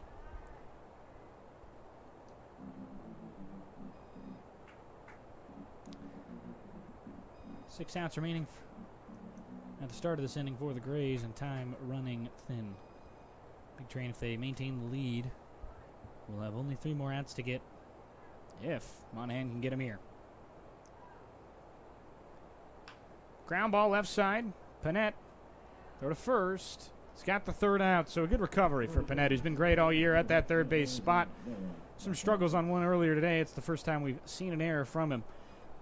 6-4 lead. 3 more outs to add on the Big Train Baseball Network before they go for the save.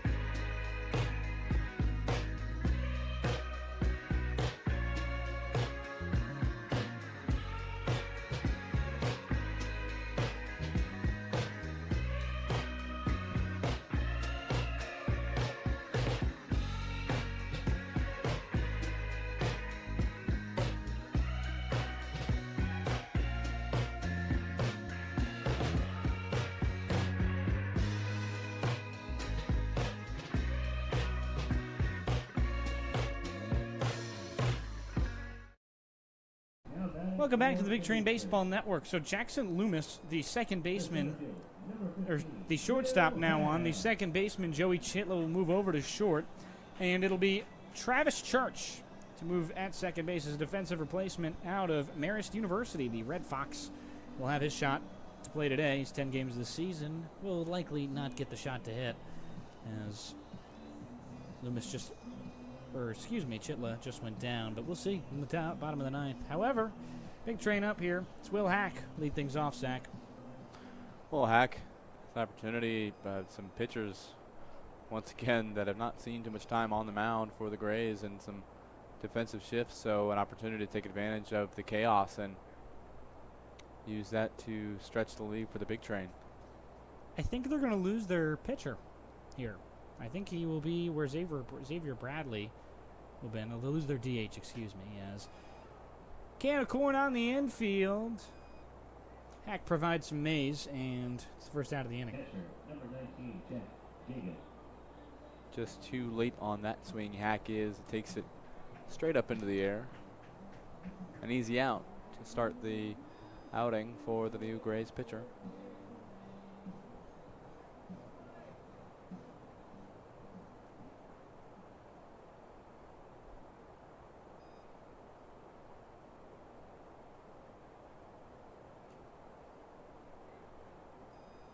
First pitch in there. Gagan wondering where it was. Just to get his strike zone in check with what the umps got going tonight. Hasn't had too much of an issue regardless. Did strike out in his first at-bat in the third. But 2 singles and 2 RBIs since then. And good to have your catcher take fire from the hitting side of things. Gramercy doing a good job with that as well. So Big Train blessed to have a good hitting catching staff. 2-1. That one missing. Gagan trying to extend what has been a good day for him. Like you mentioned, it wasn't actually at the start of the year, but like you mentioned, he's been part of a great battery crew, and not even behind the battery, at the plate. I mean, they have just torched the league. I would guess that this trio of catchers has been the best trio in the entire Cal Ripken Senior League. 3-1 to Gagan. Loomis delivers. Strike called. Gagan thought he missed.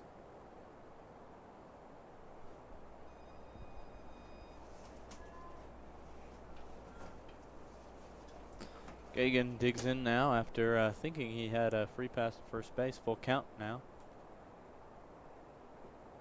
That one does miss, so he'll have himself a walk, and this game, which has been gone by pretty quickly. Now batting for the big train. The designated hitter. Gagan trying to extend a little bit longer. Number 49, Austin Monahan.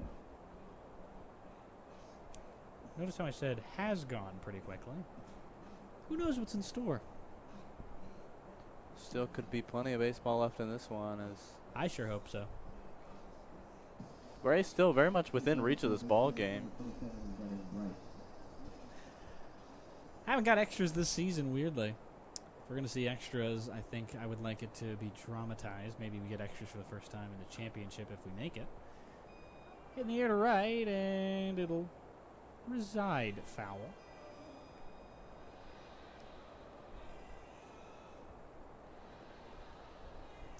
Austin Monahan, the designated hitter, still have a shot. I mean, he might go for the save. Maybe. Well, I guess the win would actually be the correct term. Entered down 2-0, and he's in through 4 innings of work as he takes the first pitch, first ball. 1-1 count now.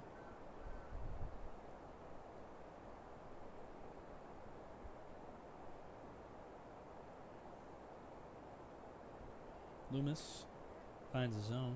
1-2. It's a good pitch there from Loomis.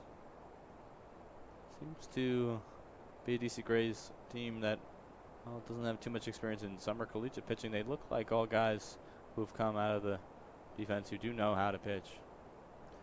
Half swing. He fouls it off.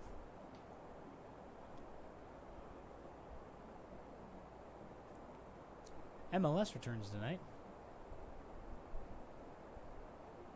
They're also playing MLS games on the day of the World Cup, which I think is kind of cruel. I'm a football player, and wow, I just said football instinctually. 1-2, and he got him looking. Monahan is caught down on strikes for the first time tonight. For the Big Train, But the shortstop, imagine being a soccer player. Darren You get to watch the World Coleman. Cup. You're playing like the Colorado Rapids. Yeah, I would be a little upset if I was playing for one of those teams and had to play a game on the World Cup night. So, but it's your job. Got to do what you got to do. Maybe you got to ask your manager for a night off. Huh. Tell him you're a little sick. It's, ooh, behind the back of Coleman. He's smiling about it. Scared him a little bit there as he thought the slider might curve into him as it started behind him and luckily stayed behind him for his health. It's a very easy advancement to second base for Brennan Wright, who came in for Jack Gagan. Now the 1-0. Loomis. Breaking ball in there. 1-1 count to Coleman, who's had a rebound from last night's 4 strikeout game. 1 for 3 with a walk and an RBI in the 5th. Of course, that's where everyone's RBIs were. 1-1. Foul backwards.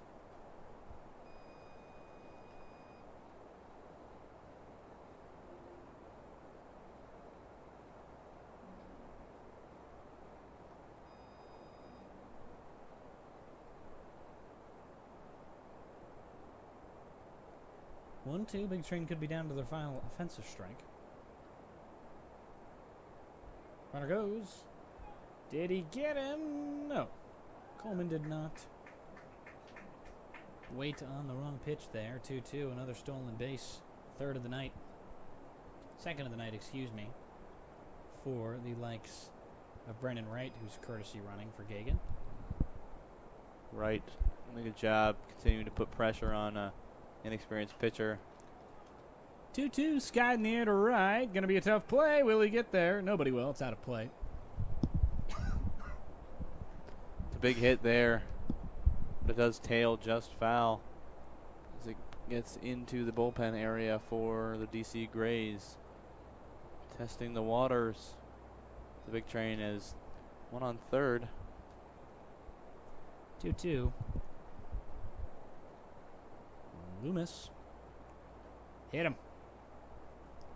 So, another good day for Coleman in terms of the getting on department. Hit by pitch extends the inning, and Logan Panett will be the man up. Logan Panett.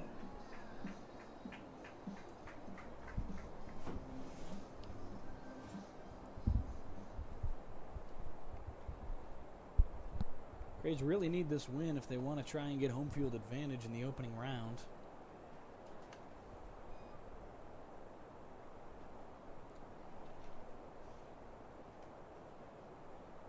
1-0, Coleman at first. Expect him to go here soon as this one sawed off into center. Going to be a tough play for Ford. Not too tough. He's a very fast guy. Out number 3 collected. 6-4 the lead maintained as 2 are stranded. We'll be right back on the Big Train Baseball Network. They go for the save.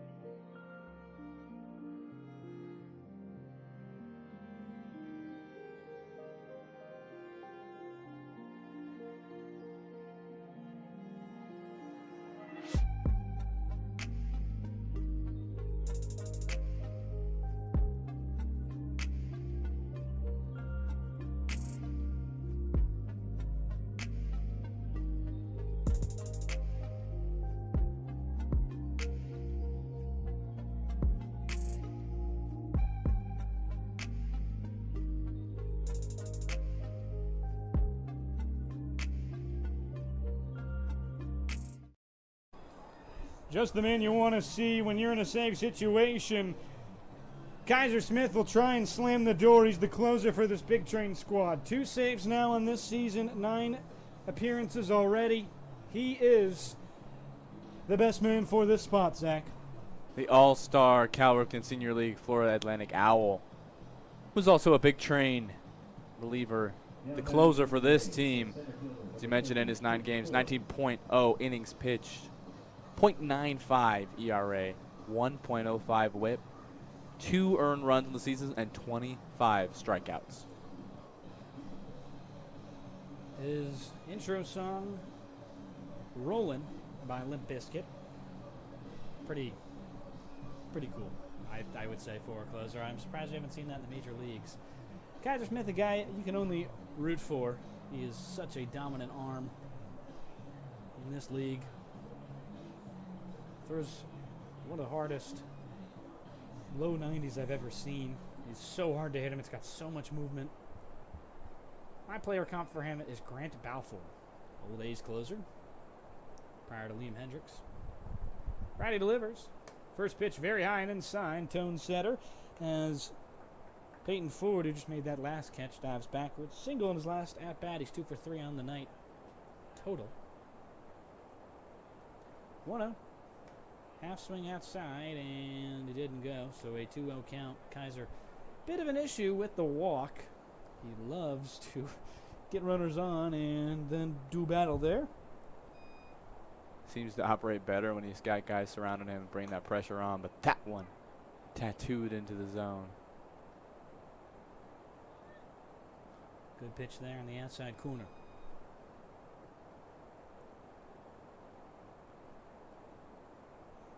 Ford, ground ball left side, collected by Panette, leaping, throw it to first. Got him! Great play by Panette. Would have been an all-star had he not missed some games with illness. It's a great throw from Panette there.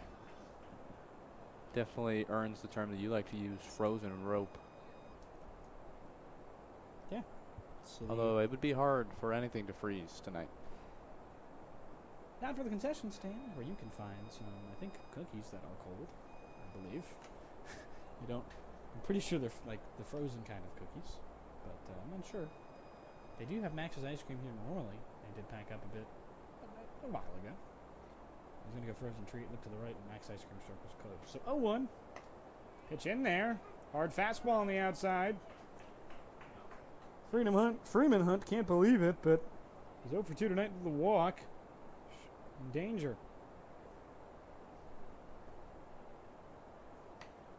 Sawed off left side. Panette's going to have to make another great throw. Got him! What a play from the George Mason commit. He asked me before the game. I mean, I forgot my jersey. I'm bound to have a good game, right?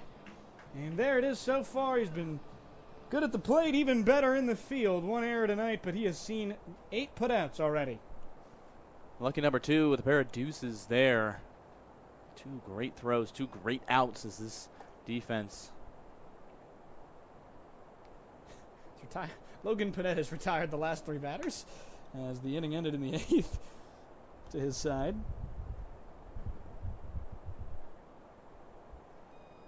One-0 as that first pitch misses to Boganski. 1-4-3 tonight. High fastball. He got him in the zone, though. 1-1.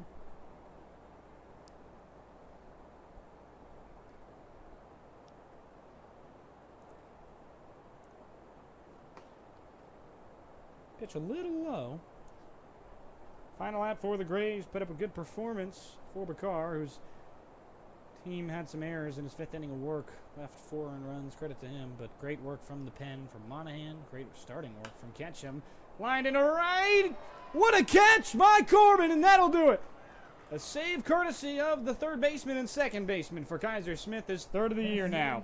A great season so far for the Owl. Even better tonight. 6-4, the final score as the Grays fall again. 12-23. That puts them back a little farther in this contest. A little farther out of reach for that 6th seed. Big Train get another important win as they head to Olney tomorrow. They need it. 2 games to be played there. That could ultimately give them a 4-game lead if they win both, or tie at first place. We'll have to see then, Zach. Yeah, absolutely. I mean, this is a big win in standings. We come into every game where it feels like matters a whole lot. Big hugs from the former Big Train player, now pitching coach Kellyanne Jenkins. The Big Train, just a couple more games left this regular season. They're rolling hot, in hot pursuit of the 1 seed on this sweltering day. We will see you tomorrow in Olney. At 4 p.m., I'm Carson Cash, joined by Zach Lewis. Thank you for watching Big Train win. They'll try and keep it on the tracks. Stay kind and have a great night, everybody.